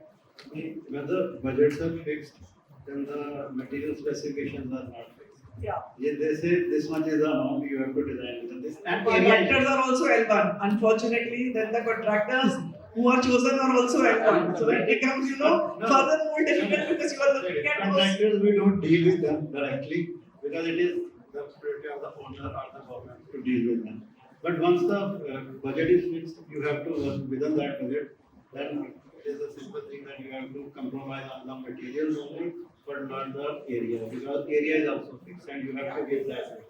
So we compromise on the, not compromise, as I said, we use the material of the same building and all those, but at a lower rate. We use other materials. We don't use wood and all those to specify the tiles and all those instead of all those. We came into, because there are so many variety, everybody knows. I can get a ceramic tile at rupees 30, 40, marble will be around 4,500. So you have to work it. If you are given a budget, you have to work. Because if you don't work it, then you are not a good architect. And the owner will never be satisfied. Owner or government will never be satisfied. Owner you can afford to annoy, but government you cannot afford. And sir, how do you handle the same situation in your office? See, basically, it's very important for an architect, and collaboration and the stakeholders to sit together and finalize the brief before starting any project. If there are no collaboration, no stakeholders, the architect will go crazy and we can design anything. So basically, a brainstorming has to be done initially, right in the beginning stage. And I would not start even a single project in my. I try to not start a single project where the specifications, the design sets, and walkthroughs, interiors, and everything is designed initially before starting the foundation part. Because once you complete everything and in between there is a change, then there is a requirement to sit together and brainstorm so that you can come out with some alternative material which can enhance the building part and at the same time should not exceed the cost. But at the same not exceeding the cost, you cannot compromise with the aesthetics of the building also. So all these materials play a major role. If we can use the locally available material, we can go for, like Sanjay sir did, I am advocating that particular part, we can go for brick cladding outside, we can go for exposed concrete structure, exposed concrete which is very easily available in Jammu city. There is a lot of sand and stone which is available in Jammu city, we can use those materials. Instead of going for lavish materials outside the building, we can cut down the cost immensely. At the same time, we can retain the character of the city and we can come out with some innovative and beautiful structures by using these materials. So basically going for costly material, I don't think we can cut down the cost by sitting with the client and discussing initially at the beginning of the project. So you feel we should do this exercise on our tripods before we go to the client? Definitely. There is no afterword. The word afterward doesn't exist in the architecture history. You have to sit down right in the beginning. And if you don't do this, you will lose the project and some other architect is sitting next to accept that project and take away the project. So Sanjay sir, over to you. Chandigarh and Ludhiana, both cities, they have a big contrast to each other. In Ludhiana, if I apply economics, I may be out of the project. In Chandigarh, if I am not applying economics, I may be out of the project. So that kind of fun is there, and that is the beauty of India. And so after every few hundred kilometers, everything is changing, client, taste, everything. So coming to Jammu, and we have seen a lot of changes on the way, Ludhiana, Chandra, Amritsar, and Jammu. And that is the fun, and architecture is such a art, and we are specialized, and we don't want to share our confidence things with all of the public, beyond architects, and that is the fun, that is the fun of doing practice and earning money also. Thank you. We need to work out with the aesthetics, and at the same time, we need to work out with the budgetary from the client's point of view. So, client wants everything the best and one of the cleanest things he wants. But whereas at the same time, if he has something $100 in his pocket, he wants to tell the architect that he has got only 20 rupees. That too in Jammu town. So if we come from a very small area. Jammu is a very small area in respect to the area and in respect to the architecture value also. But whereas we have got a very rich heritage. So if we start working on that, if we start working on the aesthetics, we definitely, as he said, as some of the other architect is sitting just next to you to grab the situation in the plate filled by you. You have done a lot of work on that. At the end of a day, if you're not going along with the client or even the mason keeps on posing the questions to the client and all. So basically project ले जाएगा फिर तो मतलब वैसे तो बोलेगा architect next day you are losing your project and everything on the plate is being give it to the other. Yes, please add, sir. Please add. See, there are the big names in the country and abroad which are doing high-rise buildings and big buildings to make money for the business. And by using economical materials and with less aesthetics. And basically, they are doing iconic structures which is bringing more money into the profession. So they are making a balance between the economics. So if another architect is working on the L1, it's very difficult for him to come out with the materials, very innovative materials, and you can say like compromise with the cost and come out with a very aesthetically pleasing structure. So basically, you have to strike a balance. So I think the final note would be what Ajay sir has just said, that aesthetic versus economy would always be striking aesthetics and economy together, and would always be working towards striking a balance in our architectural practices. Because for me, I think it's all contextual. Because at the end of the day, there would be certain projects where aesthetics would probably, would overpower, and certain points we have to take care of the fact that we are working on a budgeted proposal and we look into the budgets into consideration. So I would like to say, I want to say something that the gravity of the project has come in this discussion a lot of time, many times, and I think everybody is hearing about that. For that, I think we have to strengthen our association and architects. So architects should not do like this. We should ask him that he has already taken the NOC type from the concerned architect and the other one. So we have to strengthen on our level instead of going on architecture as already. I was the first to say it is architecture is a business and we are all doing it as a business. yes sir, please. Ajay sir wants to say something to the younger generation. See, Please. my advice to the younger generation to adopt a typology and get expertise into that typology.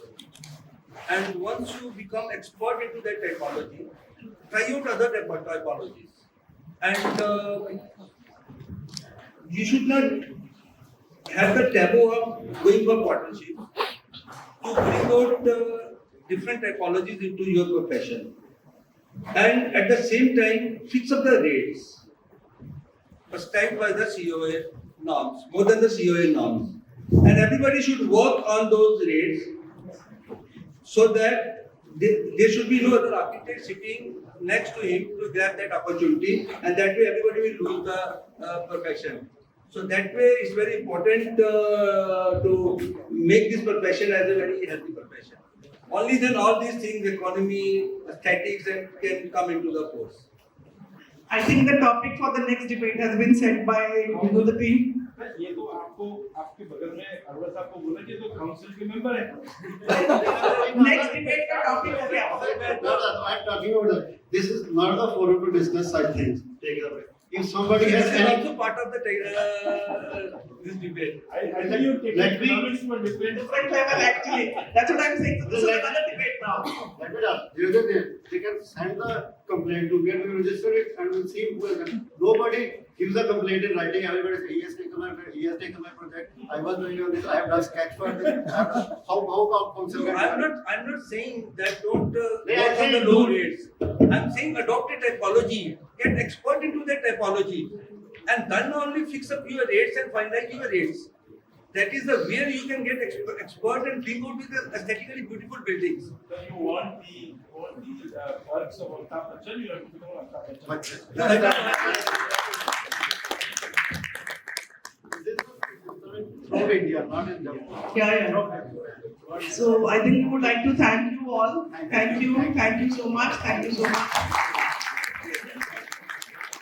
So, moving on, felicitating this brilliant pack of architects, I'd like to invite on stage Mr. Mohit Hajela, Group Head Business Development from Jaguar Group, and Mr. Anmol Deogirkar from Jindal Panther. Can we please have you all on stage?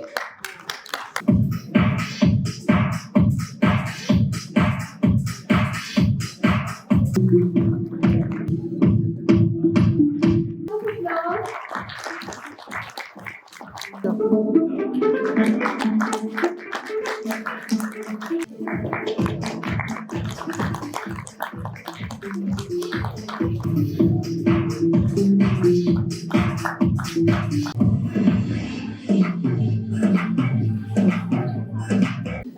Debate, being a knowledge sharing platform, always tries to bring the finest brand under one roof with the finest architects.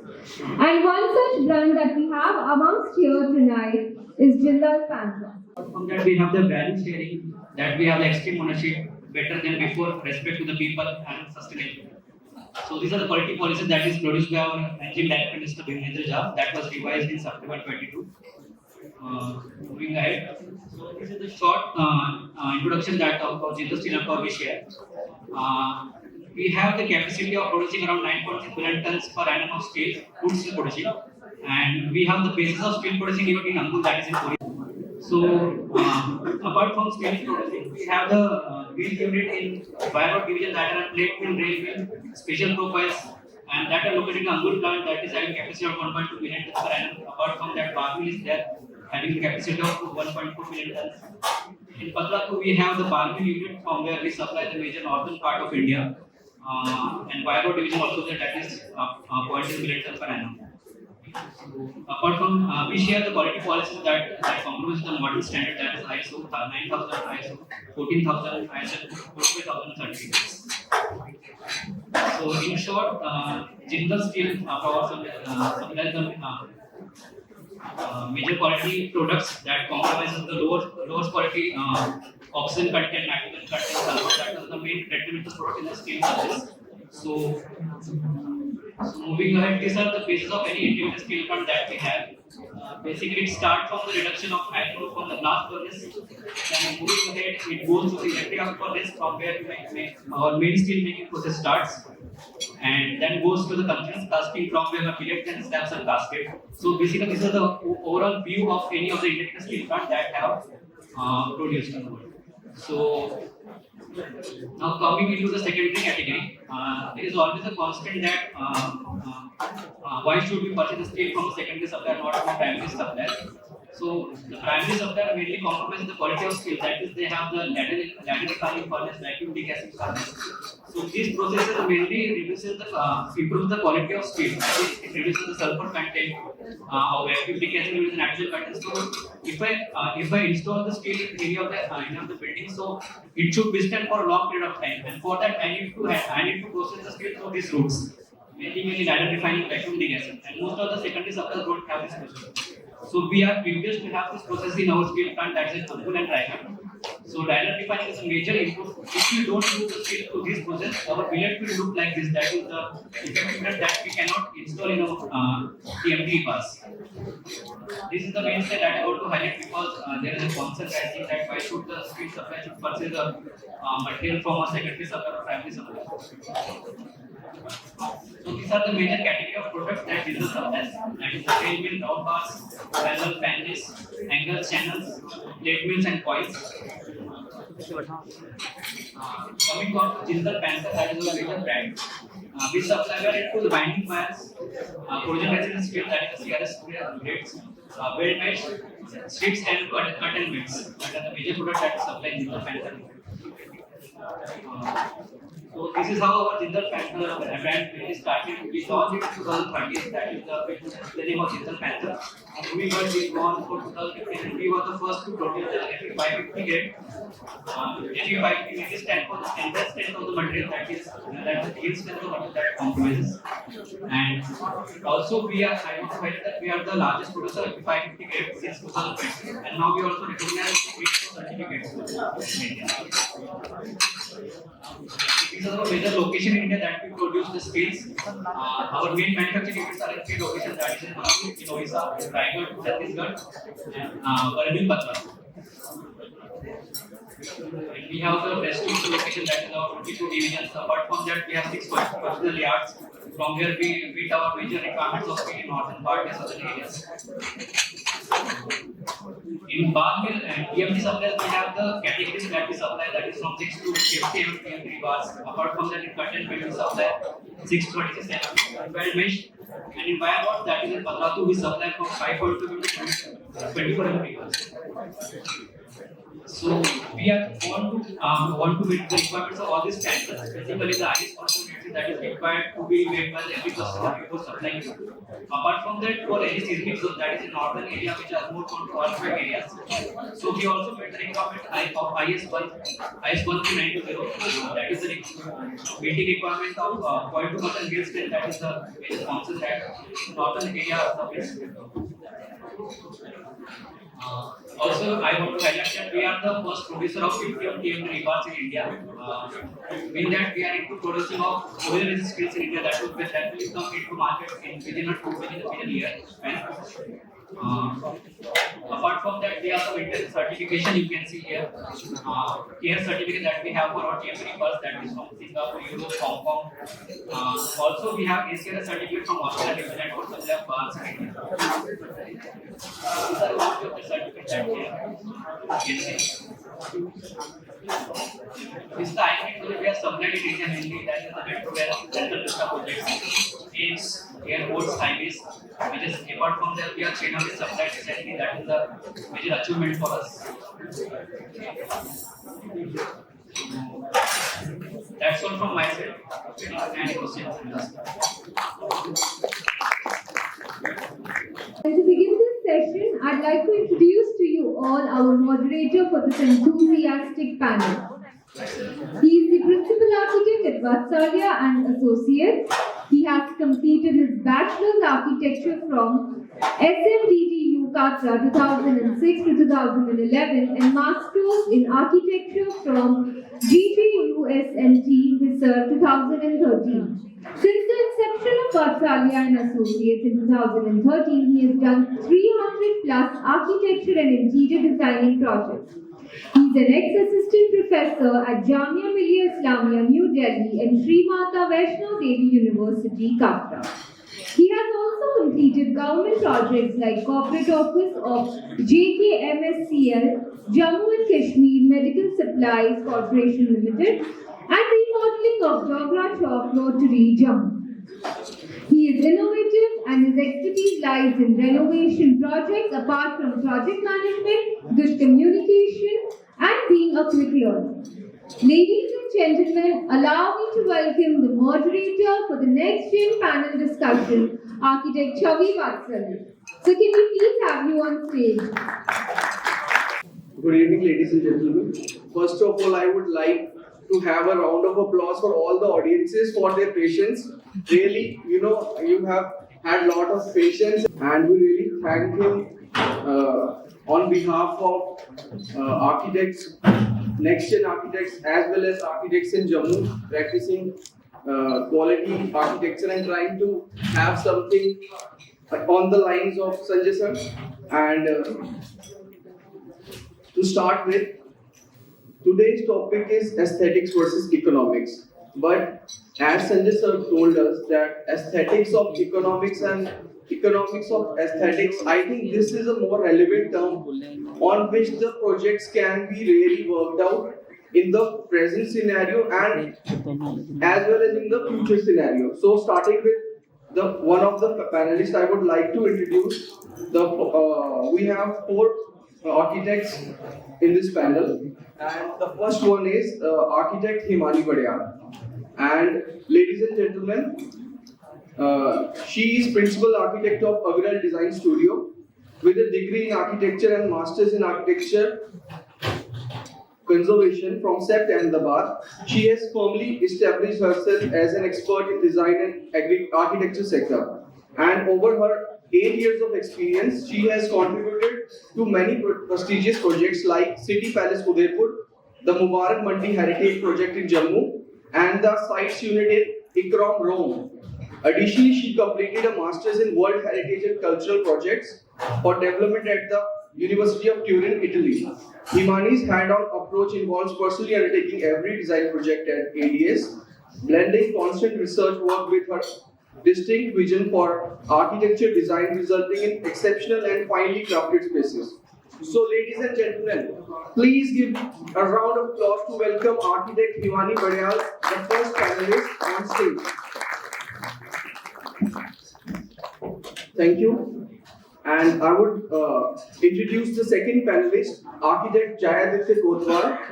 He is the principal architect of Design 8 Box, which has been awarded the National Architecture and Interior Design Excellence Award, Most Promising and Futuristic Architecture Interior Design Firm for the year 2023, North India Award, and also listed among the top 30 rising and trendsetter architects in India. According to him, experientialism stands at the core of the design philosophy of his practice. So I would request architect Jayaditya Kotwal to be on the stage, and ladies and gentlemen, not without your help, please give a round of applause to Jayaditya.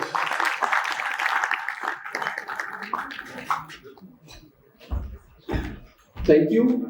The third on the panel is architect Manmeet Kaur Arora from Jalandhar. She is principal architect. A firm name is The Arch, and the firm name is The Arch, contributing modern marvels. Manmeet Arora, a vibrant woman with strong roots and sky-high vision, is successfully operating as the principal architect at The Arch. She is founding principal and design director of a design and build firm that works across architecture, interiors, and landscaping. Putting her thoughts and work in coherence, she has handled a variety of projects including residences, commercial developments, retail outlets, restaurants, spas, and gyms. So, I would take this opportunity to welcome the third panelist, architect Manmeet Kaur Arora. Ladies and gentlemen, please give a round of applause to welcome architect Manmeet Kaur Arora on stage, please.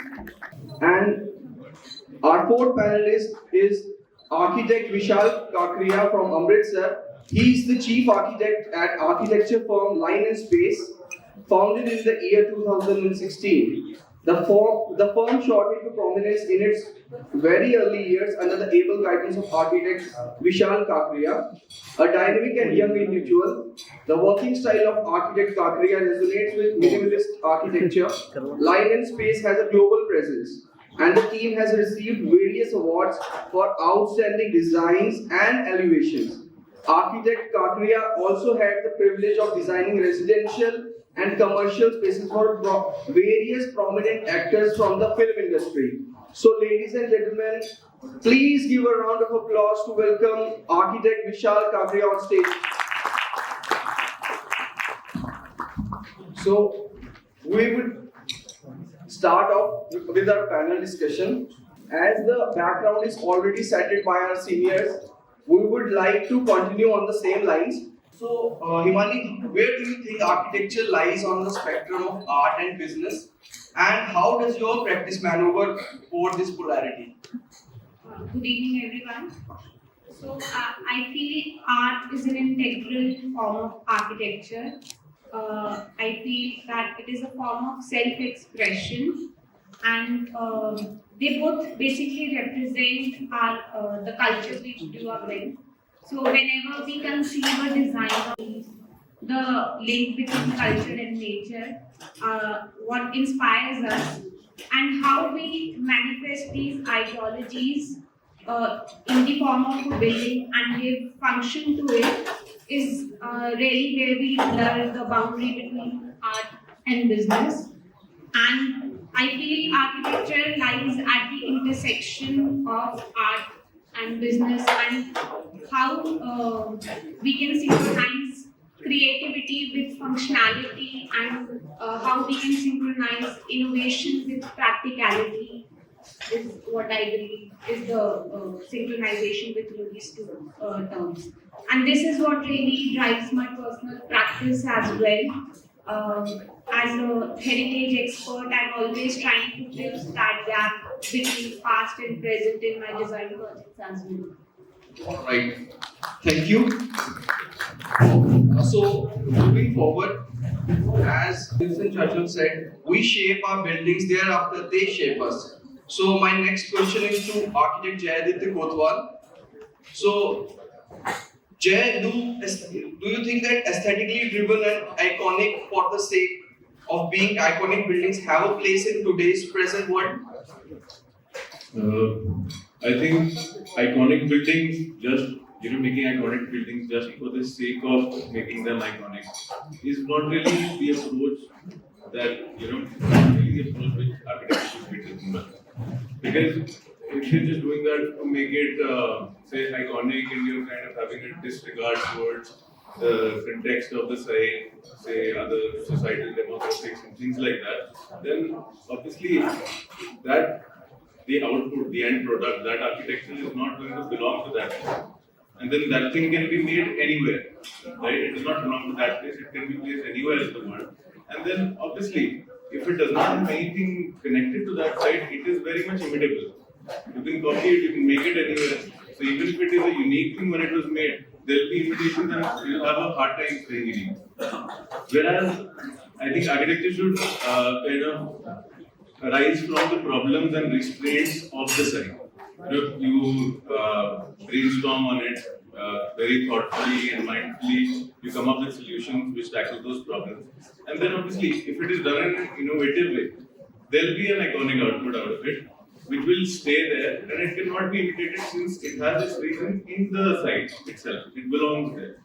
Now, for example, if anything of such sort was ever relevant, I think that was in the probably the post-World War era, wherein you wanted to forget the despair of the past and you want to look forward to a brighter future, which is also when the Art Deco movement gained momentum. It initiated in, I think, 1910 or something, but in the post-World War era, it became a lot more relevant. That is, I think, the maximum we can get to making something iconic just for the sake of making it. Yeah, thank you.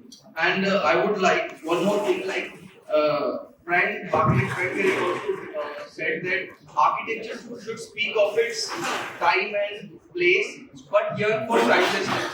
So being the building, iconic building is not so important, but the final outcome should be for timelessness. Like we should appreciate the place and the time in which it is built, but we should yearn for timelessness. Our designs or our buildings should be timeless. So I think that approach should be followed.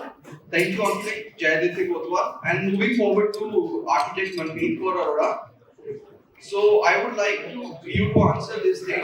If good architecture is about people and the relationship with space, so how do you address finance in it, and where does it fit in? So basically what I believe it is very essential to strike the balance between the aesthetics as well as with the economics.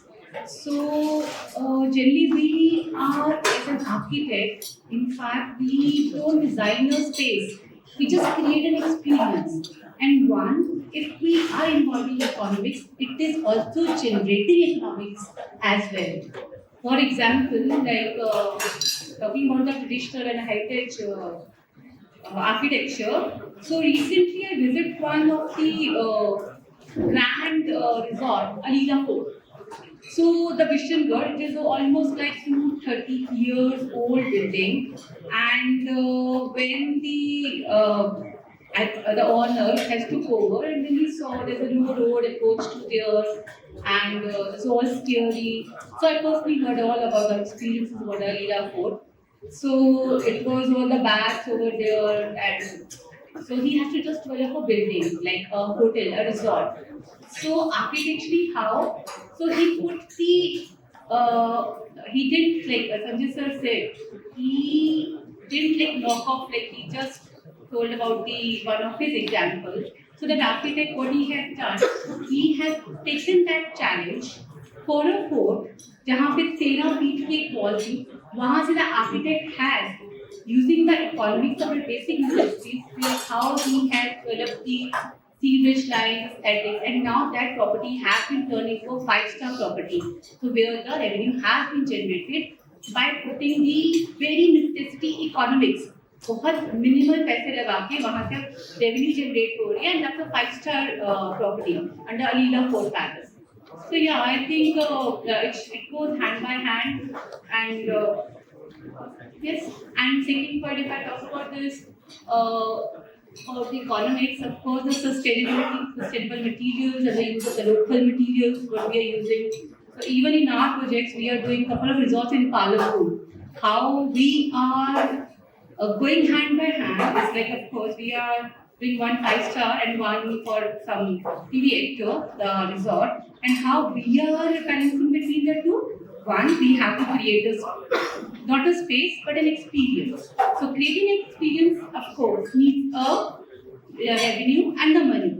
And how we are balancing in the architecture, as an architect, how we are doing is like we are using the local materials, like the rocks जो वहाँ से निकल रहे हैं, we are using that as a front facade. Local wood we are using it, local labor and architecture we are using that. So this is how we are going hand by hand in terms of aesthetics and economics. Thank you. Great. Said simplicity is the ultimate sophistication. So I think what I have personally experienced that from the last, you can say 2008 or so, world is moving towards that only. We are moving back to the straight lines, back to simplicity, raw finishes, and if we follow economics also, then I think in simplicity we can achieve that sophistication. Thank you. And my next question is to architect Vishal Kakriya. So, about practice, have you treated your practice and its growth as a business, or what are some strategies that you have helped to achieve success today as a designer? Yeah, I'll say it's a difficult question, but obviously it's a like first of all we have to one step closer and we have to change our mindset from being just a designer to a complete designer as a firm, because everyone knows that designing is a very important skill which is there in the firm, but then execution on the site, project management, and whatever you are designing, that thing coming up on the site is very important. So as a business, you should have a team with you who's always there, who's helping you with all the things on the site, so that you get as much as more time. So the designs, the skills, they are coming up nicely wherever there is required. So I believe it goes hand in hand both ways these days. It is not just because we are the next gen, we just can't see only the design part. Many of the things that come up these days in front of us, there are many challenges that keeps coming instead of design also. So this is the main thing, that you should have a very good team with you. And for the success, like we have seen many of us, all of the next gen is on their social media platform. We are working all over India. So it is very difficult to reach all over India if you are in one city only. So social media platforms, these debates, the connection with the good people, and obviously like the biggest thing that we as an architect has is mouth of word that clients spread if you are doing good work. So I guess the major thing right now is the social media platform, which if you're doing a good work, you can get we recently got a project in Dubai. So it is very difficult if there is no social media. And how is it possible that you have a look at our site or something? So that is the most important thing. Very good for the youngsters coming up, do a good work, and you can post it whichever you like, and you will get a lot of comments and feedbacks to that. Moving back to architect Himani.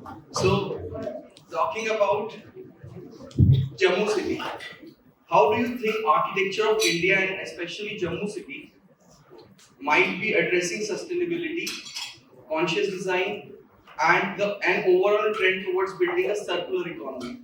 How do you think that? Yeah. How do you think that architecture of India and especially of our Jammu city, the local architecture which is prevalent here in Jammu, might be addressing sustainability, conscious design, and an overall trend towards building a circular economy?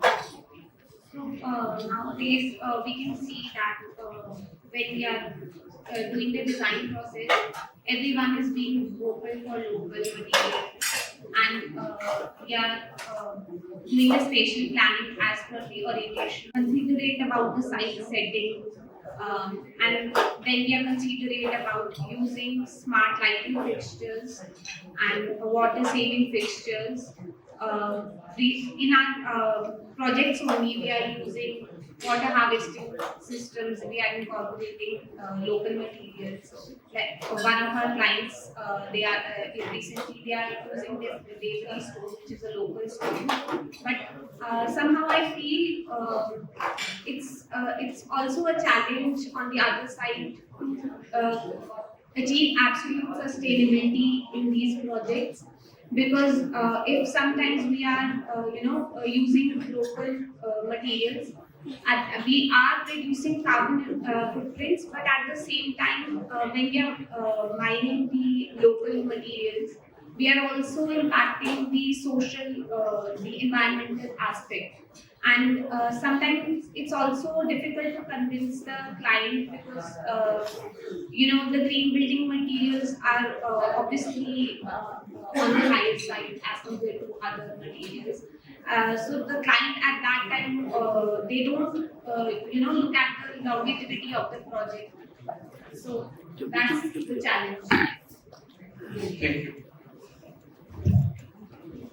Jay, what do you think when we speak about form follows function and function follows feeling? Which among aesthetics or practical constraints better addresses evocative architecture, which deals with emotions, which deals with the grand features of the features, which when we enter in a building, they impact the five senses of a human being.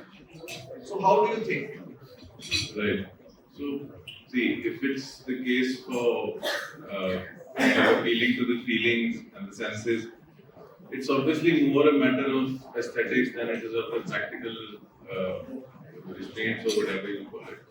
But obviously, before you appeal to the senses, and then because you also need to have that state of mind where you can actually pay attention to what the mind is feeling and what you're feeling, right? Now, what happens is, to appeal to the senses, the five senses, you need to create a stimulus to that, first of all, right? Now, there was a research once that, they kind of got hold of a few people, which were their subjects, and kind of asked them to rate the activities that they enjoyed the most. Now, what happened was somebody was, let's say, somebody liked to eat a lot, somebody liked motorbike riding and things like that. The activities which were more preferred by more individuals were basically the activities which appeal to more senses. Because in motorbike riding, the sense of sight is there, beautiful scenery, you feel the throttle of the bike on your hands and things like that. So that's the basic framework where you can figure out that, okay, you need to appeal to the senses, create stimulus for that, and then therefore you can then create feelings order. Now, also there was another research on EAEs, which is extraordinary architectural experiences. They took those subjects to create amazing pieces of architecture like the Pantheon, Parthenon, places like those. So, what happened was those people went there and they could actually, they had those electrodes fitted onto their human body and things like that. And they noticed that once you enter those places, the physical processes of the body, they start to change. Your heart rate goes down, your breathing rate goes down, things like that happen. So you obviously at a more calm stage, right?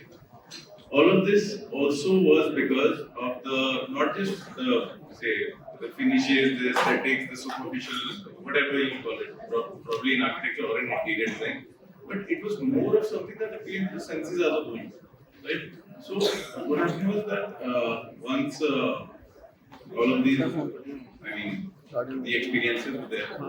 So also you can take the case of the Indian temple architecture. What happens is you do the parikrama, for example, you move around the structure. There's this colonnade on one side. It's the repetitive thing. The brain starts, notice that okay, this is repeating, and now I don't need to consciously pay attention. That's something where the brain notices that okay, I don't need to pay attention to this, and then you get a more composed state of mind. Eventually, when you're entering the Garbhagriha, it becomes darker. You enter over there. Now you're forcing yourself to see because you entered a darker place from light, right? That is when you left out all thoughts of that hassle you had probably in the temple parking or something, and now you're over there. You're all ready to meet the or maybe come in right in front of the deity, the Supa that you worship. And that's how all of these architecture pieces work towards appealing to the senses. Now, notice I have not talked about the finishes or anything of that sort. That is because architecture, I believe, is as much.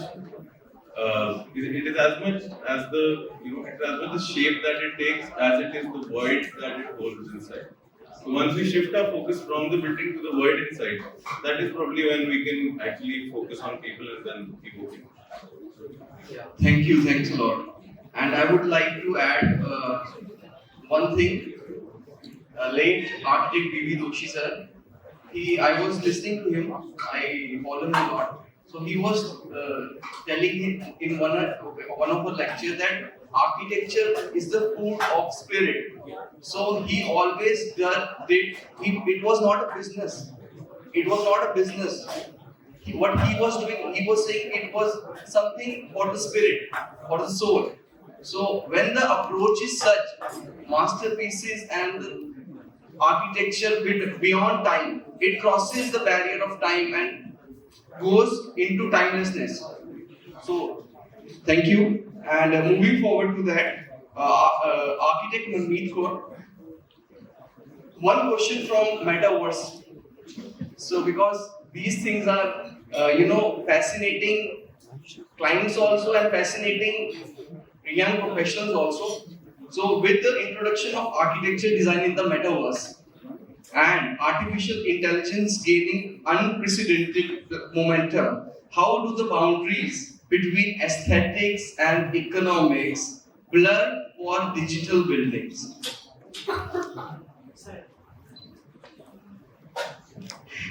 Okay. I think the AI has got a significant change in the architecture, and it's like in the young generation, I mean, it's flowing like anything. It's something you have to even type. You go to the AI, if you have to type something, you just spell out, and it just comes into a imaginative world or a dream world.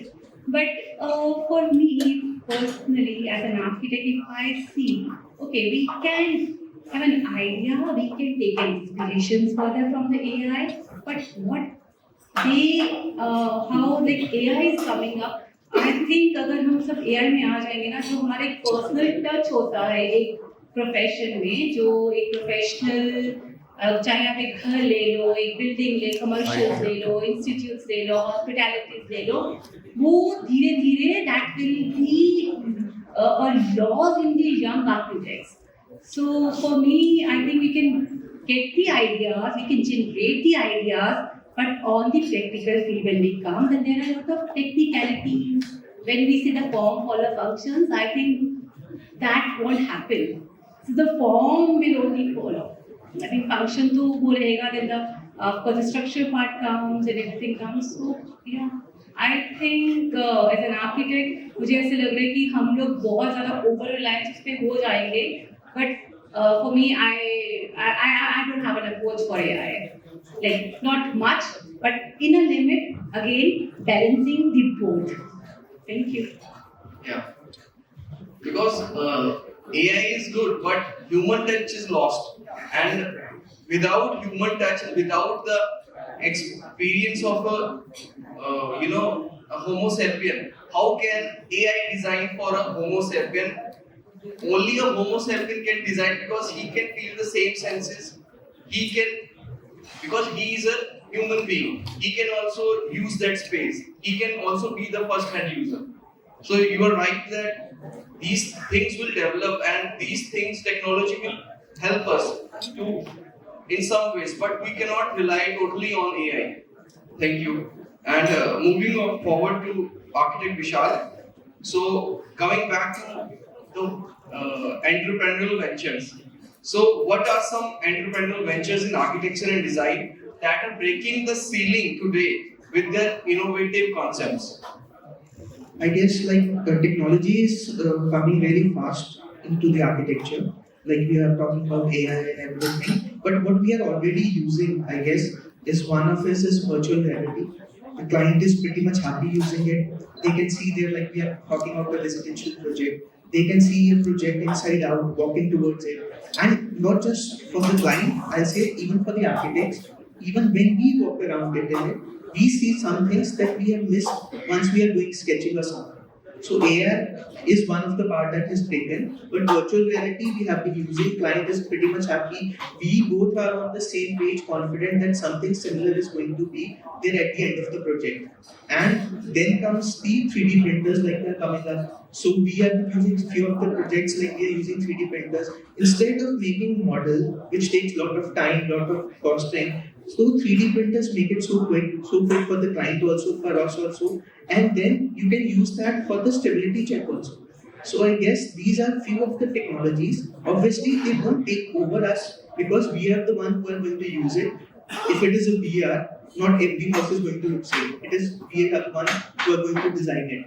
But it is helping us also and the client also. So these are the ones which are breaking everything. And in future, everyone is looking forward for AI. So let's see where it goes up to. Yeah, exactly. Thank you. Coming back to Himani.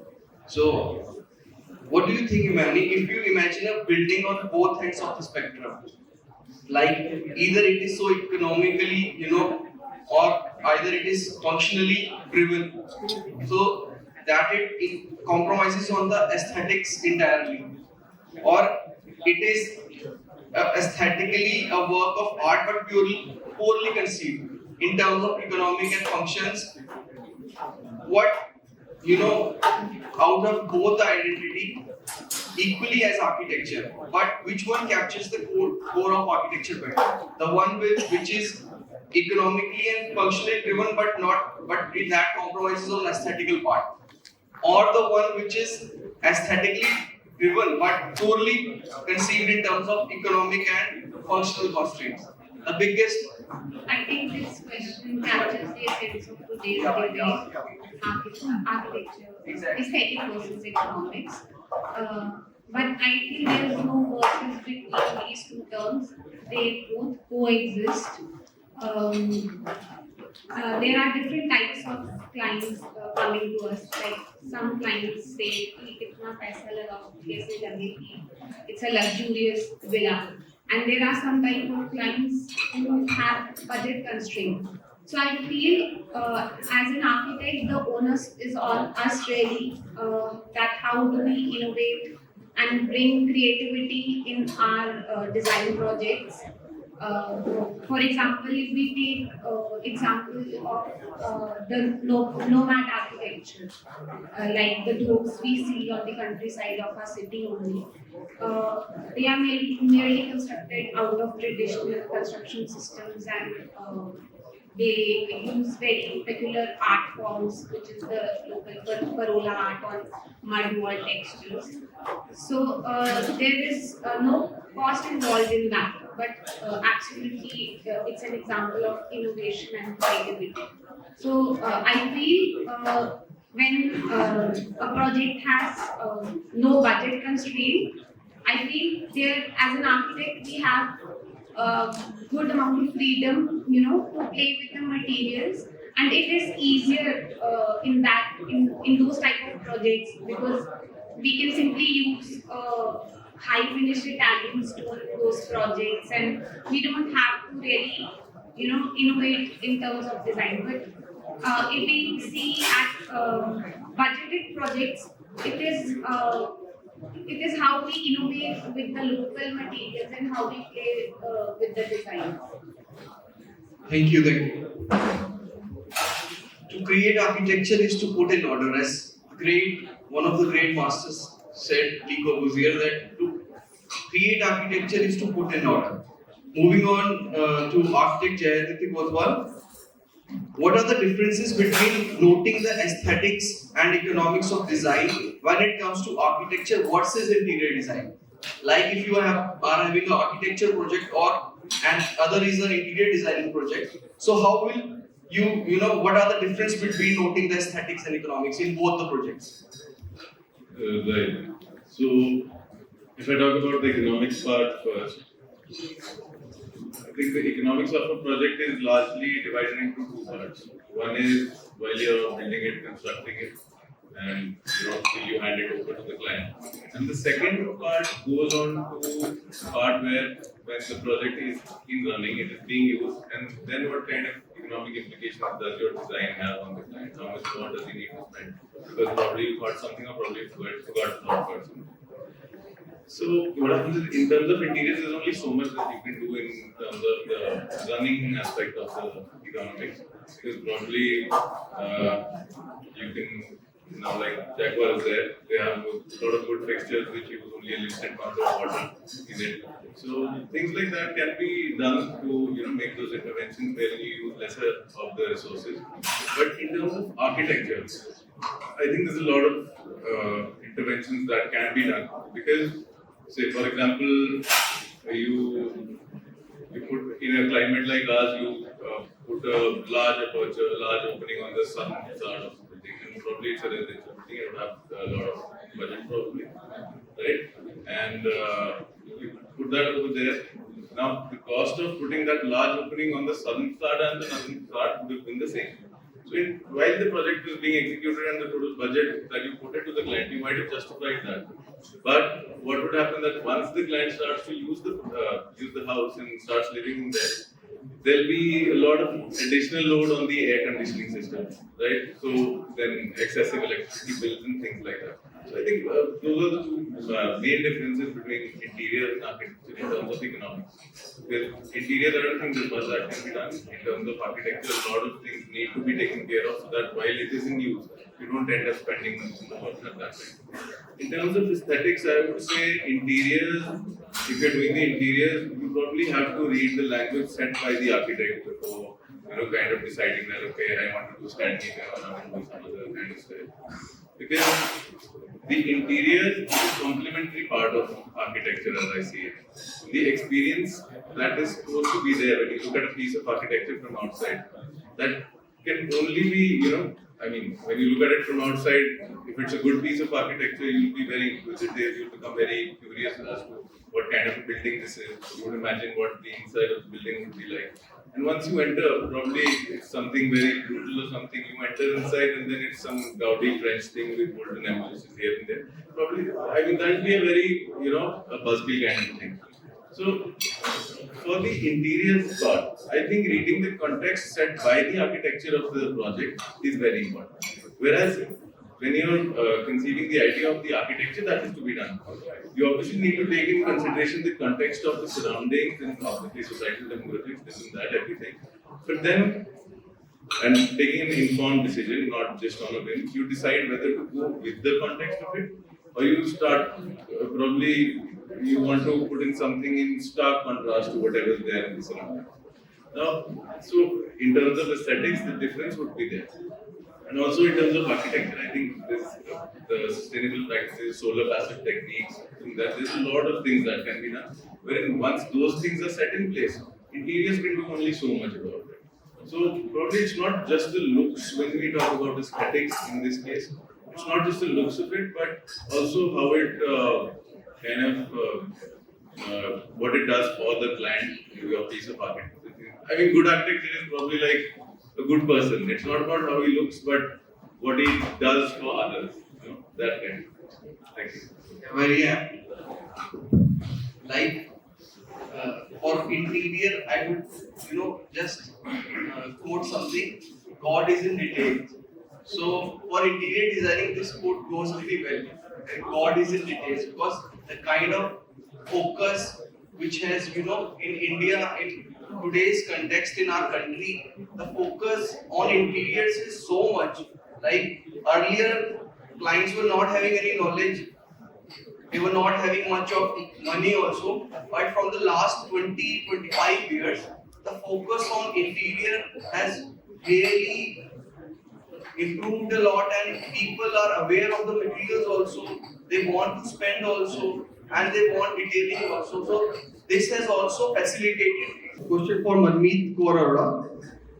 If a writer writes a bad book, so it's our choice, we will not read it. So but if someone makes bad architecture and then they impose ugliness on a place for 100 years, because that building is going to be there for 100 years. So, what do you think? Is architecture a very dangerous job? What are your views on that? So,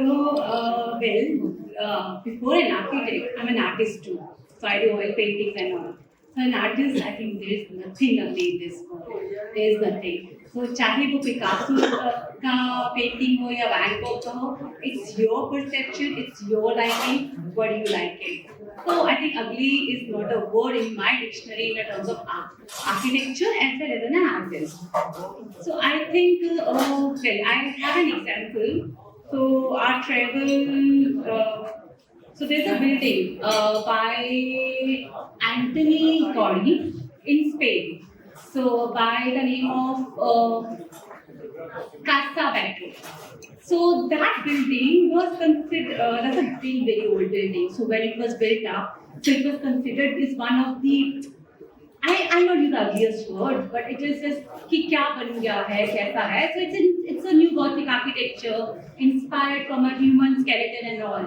So जब बना तो people will look at कि ये बना क्या है, how the structure. And आज की डेट में अगर हम उसको देखते हैं ना, so this is one of the most brilliant and thoughtful architecture. So जब चीज बनती है, sometimes the things are not appreciable by a group of people, but then it's just remarkable. So the people especially go over there. It's in Spain. I think many of that is only one of the buildings. No, one of the talking of mostly. I think audience will relate to it. The kind of architecture which is being practiced, like they say architecture, the kind of architecture which is being practiced, this is creating these ugly structures. And we are fed up of seeing all this. What you are talking, it is completely out of different context, different country. No, I am talking about Indian context in our countries, like sir also said, Tier 2, Tier 3, Tier 4, these cities are having, this is a practical problem. And we being the architects, this is our duty. We are not having, this is our bread and butter, but this is our duty that, अगर थोड़ा सा किसी को discount भी देना पड़े, but किसी ऐसे बंदे के से नहीं बनाए घर भाई जो बेड़ा घर कर दे उसके घर का और पूरे मोहल्ले का भी बेड़ा घर कर दे. मतलब कि because it goes out of context. उसको बस चाहिए कि भैया मेरे पास आ गया तो 25,000 या जो भी लेना है लेके बस ये ले यार. मतलब I am talking about that kind of wrong architecture which is being practised. This is the reality. नहीं, I am just saying sir, यहाँ पे तो 3,000 वाले, मतलब आई एम जस्ट सेइंग कि मैं आपको 25,000 की बात कर रहा हूँ ना. I know people in Jammu who provide complete. I think this is not about discuss. Yeah. I am just saying it. इसलिए मैंने 25,000 बोल रहा था. Just because the wrong architecture is being practiced. Like people are just मतलब saying कि नक्शा ले लो. I am मतलब focusing. My question was on that wrong architecture. So I think what I taken the word that ugly architecture, for me that is not a word to be put before the architecture. And of course, being a very responsible architect. And ये client किसी के हाथ में नहीं होता है, profession हमारे हाथ में है. हम अपना अच्छा करते चले, बाकी सब अच्छा चलेगा. वी कांट लाइक कमेंट कि ये इसमें ये आर्किटेक्ट कैसे कर रहा है और हम सिविल कॉन्ट्रैक्टर के पास भी कॉन्ट्रैक्ट जा रहा है. He's just earning money out of it. Yeah. This is the biggest challenge in our profession because CUA is, everyone knows what is CUA. So this is I can say this is as an architect, as a very conscious architect, as a very responsible architect, this is a responsibility of an individual firm. Before putting finger to anybody else, I want कि हम सब अपने बारे में सोचे भाई. हम मतलब if हमारे से तो नहीं ये गलती हो रही है. We cannot change the society, but हमारे तो हमारे हाथ में है ना what we are doing. The focus was that these kind, because being an architect you are shaping the future. You are shaping many things. It's not just a business. Because if you are here for making money, then there are hell lot of other professions, hell lot of things in the world. You can make more money than architecture. You can learn stocks. You can make more money. But architecture, yeah, money will follow because in any profession you will get money. You will get good money, you will get good clients also. But as a responsible architect, isn't it our job कि यार हम देखें कि हम किसको no बोलते हैं? क्योंकि what I have learned from my experience of 12 years, कि मैं पहले कम नो बोलता था, लाइक इन 2013 में 10 में से 2 लोगों को नो बोलता था। आज मेरे को लगता है कि आउट ऑफ 10 मैं 5 लोगों को नो बोलता हूँ, बिकॉज जो मैंने उनके, क्योंकि आई सिलेक्ट माई क्लाइंट, क्योंकि मेरे को लगता है अगर सारे आर्किटेक्ट्स ऐसे ही करें ना कि वी सिलेक्ट, हम पहले ही बता दें कि भाई ऐसा होगा तो हम करेंगे, अगर हमारी चीज फॉलो ही नहीं होनी है तो please you can move forward, because conscious architecture being practised is very important. ऐसे तो इनऑर्गेनिकली सब कुछ चलता रहेगा, फिर तो डिस्कशन करने का कोई मतलब नहीं है, इनऑर्गेनिक ग्रोथ तो होगी होगी। हम तो ऑर्गेनाइज सेक्टर में हैं, ऑर्गेनाइज प्लानिंग कर रहे हैं, we are all organize and from very good universities having a hell lot of exposure, but ultimately अगर हम consciously practice ही नहीं करेंगे तो ये सारा कुछ तो जीरो हो गया ना। अगर लास्ट में जाके अपना ईमान ही बेच दिया तो मतलब आई थिंक कि conscious architecture अगर फॉलो होगा तो एस्थेटिक्स और इकोनॉमिक्स भी साथ में जाएंगे, हमारी लॉन्ग रन में हमारे पास क्लाइंट्स भी अच्छे आएंगे।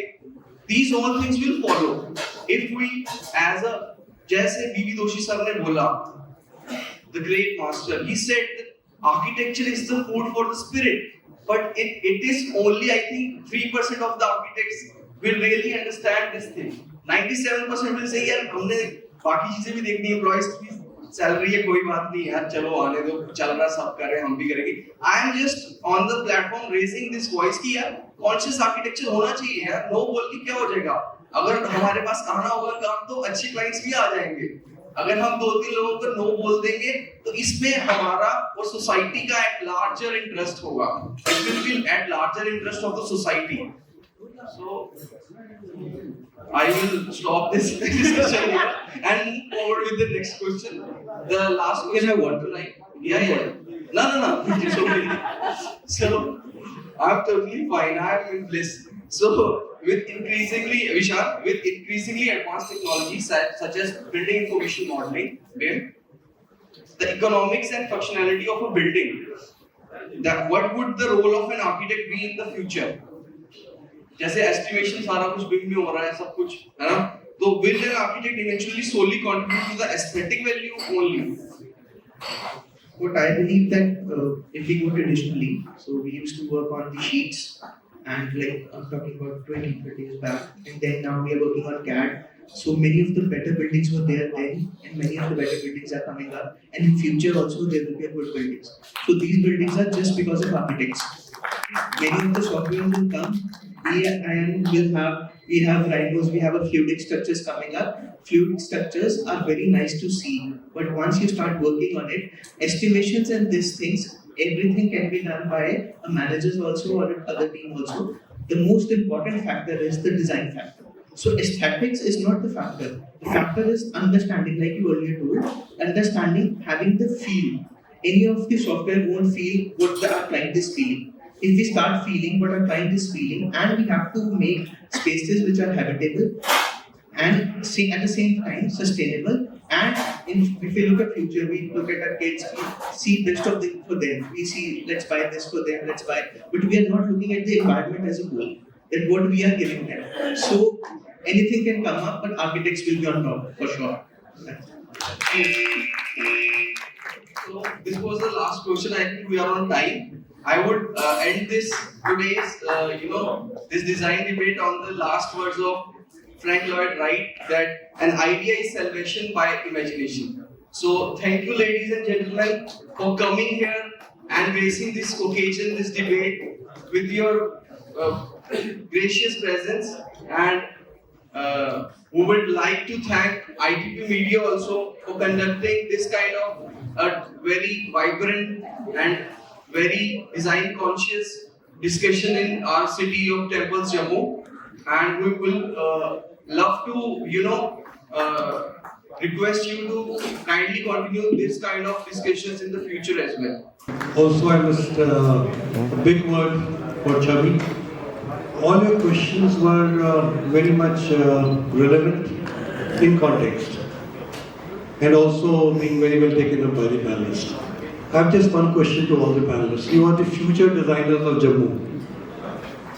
How would you like to envisage Jammu? How would you like to build Jammu 50 years from now? How would you like to look at your city? There's something that the toys have done in such a brilliant way, I mean, the way the city has come. But you are the next gen designers. How would you like to design in context, conserve certain institutional buildings, certain historical buildings, taking, preserving the heritage, pedigree, provenance of this place? How would you like to construct Jammu in next 50 years? Do you think it makes sense? Anybody? I'll talk about Amritsar then. Told also that we are lacking at the urban scale. Once we are not having the planned cities, even we are constructing sometimes. So we see the projections which are not even allowed at some areas. So even one house in that whole lane, that the projection which is coming to, like it is under municipal corporation or someone, the projection which is allowed just 10 feet, they are at zero level also sometimes. And we are sometimes forced to make that also for the commercial angle and each and everything. So I believe that future cities should be more of greenery, more of like walking areas, more of areas where people can come and connect together, not just the jungle where the concrete buildings are coming up, but like we have been to different countries, we go over there to Europe and everywhere, and then we love to see the cities. We just sit somewhere on the bench and just admire their beauty and greenery. That is what we think that is less over here. And we should have little more planned cities, planned colonies coming up, so that recreational areas, study areas, and everything is under control, and it is not like hassle and everything. Anything can be that we are making right now. That should be stopped at some other level. So you mean to say that the public realm architecture should get more prominence?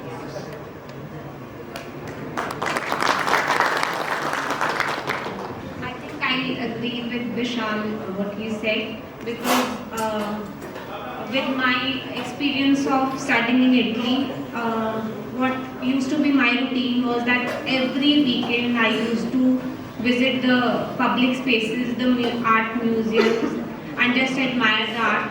So I think what in terms of smart city missions we really need is better utilization of public spaces and engaging the people of the city, and restoring our heritage sites, what we really need. I think the basic core is, of course, the developing of the more of the landscaping thing, getting into the concrete jungles. But here is the business involved. So as the contractors या जिनका space रहता है, उनको है कि if I'm building the flats or any of the commercials, I should get the maximum of the coverage area to earn more. Here the business lies. So as an architect, so our duty lies, which Shavi has mentioned earlier.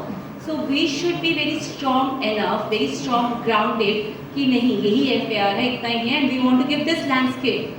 So there are colonies coming up either in Punjab, like Jalandhar, Amritsar, so wherever I mentioned. So वहाँ पे हम भी देख रहे हैं जो colonizers हैं, they are just getting a gated colony. That's very common practice nowadays. And no landscaping features. And one, they are not getting a concrete jungle, and they are also hindering the privacy of the people as well. So as the architects and as a growing architects, I would, of course, I'm more of the nature person, nature loving person. Even I want more of the landscape areas. So again, I want to give one example. I think it's an inspiration. So it's a travel, what inspires you and all. So now the Apple showrooms, how they are coming up. They are getting the business, one, plus they are giving the justice to the spatial space. So that there's a Apple showroom that has come down in Italy, Jammu. And that's a beautifully done. If I see the architecture, so the Apple showroom is just down the road level.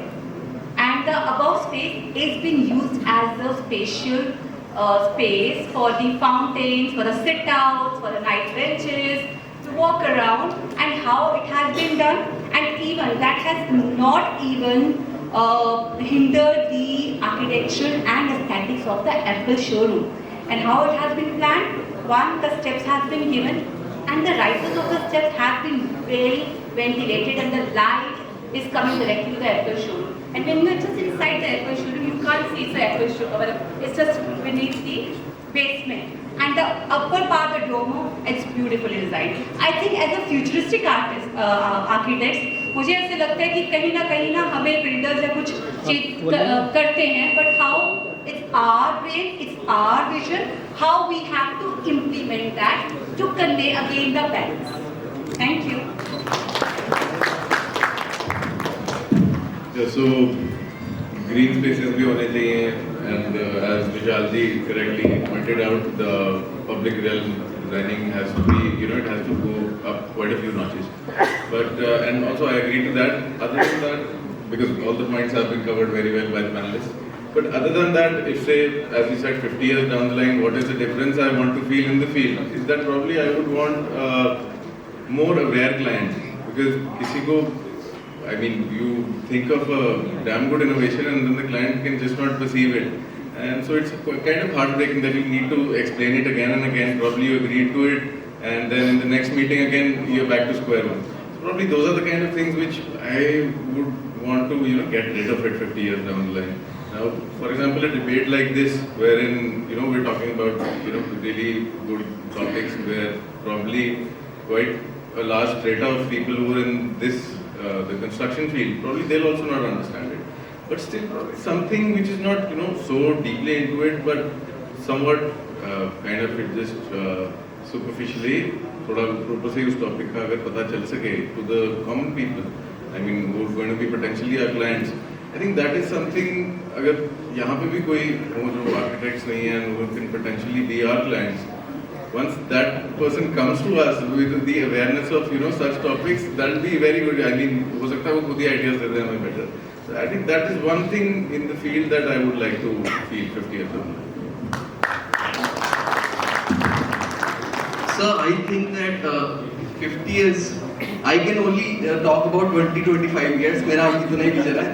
So I think I want urban designers as well as architects as well as town planners. इनके बीच में ना I want synchronization. जैसे sir मेरे साथ relate करेंगे विकास sir. Smart cities इस मतलब बहुत अच्छा हो रहा है, संजय सर भी relate करेंगे. Smart cities चल रहा है, but उसके बीच में जो सबसे प्रॉब्लम है ना, जो फ्लॉ है ना स्मार्ट सिटीज में, वो है कि इसमें ना एक तो बहुत सी जगह पे लोकल आर्किटेक्ट्स की इन्वॉल्वमेंट नहीं है. ये तो लकीली यहाँ पे है प्रेजेंट सर जहाँ पे है, बट मोस्टली एक तो लोकल आर्किटेक्ट्स की इन्वॉल्वमेंट नहीं है. उससे एक प्रॉब्लम ये होती है कि कल्चरल एस्पेक्ट वो पूरा मिस हो जाता है. जैसे अगर जम्मू में अगर कोई बाहर का फर्म आके करेगा तो आई डोंट थिंक कि वो उस तरह से कर सकता है जितना कि एक यहाँ का कॉन्शियस बंदा, cultural conscious, architecturally conscious, more aware of the surroundings of this place, वो कर सकता है. और दूसरी बात है कि हम architects, town planners, urban designers अगर टाई अप्स हों तो ज्यादा अच्छा होगा, और वो होंगे, because I think younger generation is very very much open to new tie ups, new ideas. There are a lot of tie-ups happening right now also, and उससे क्या हो रहा है कि when you are having lot of brains and less of ego, so very beautiful architecture is coming out, because we need to keep the ego aside.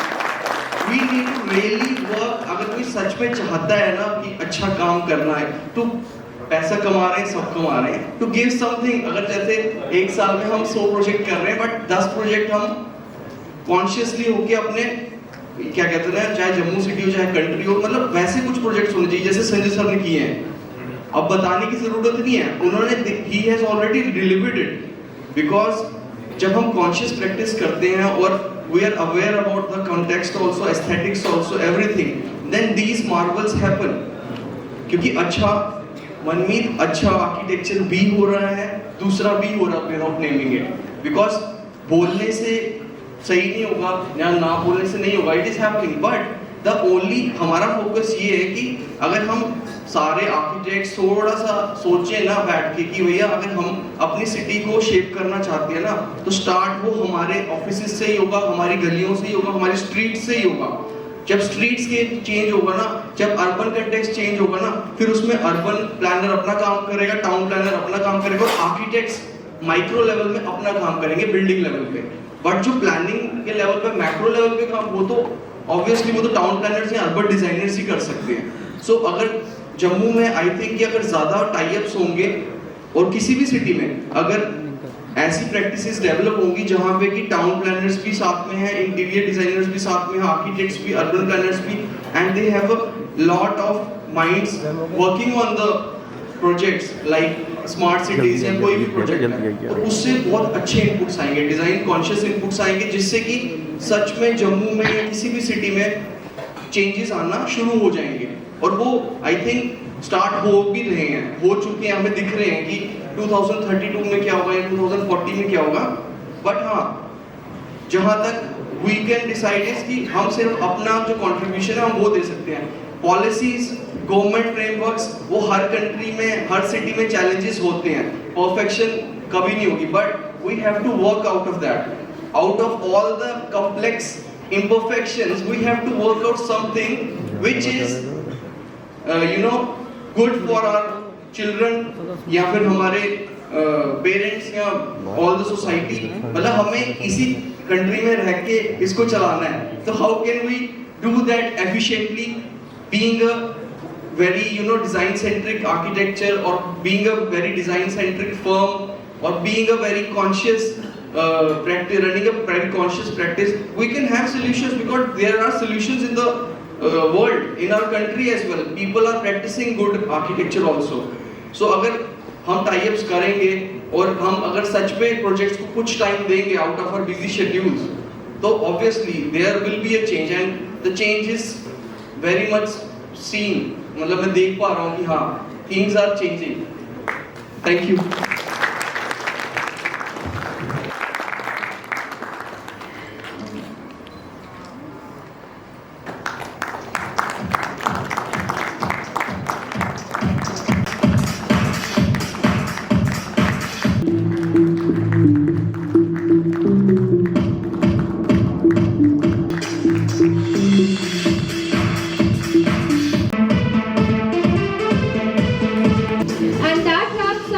Design Debates Jammu edition, and what a joy has it been.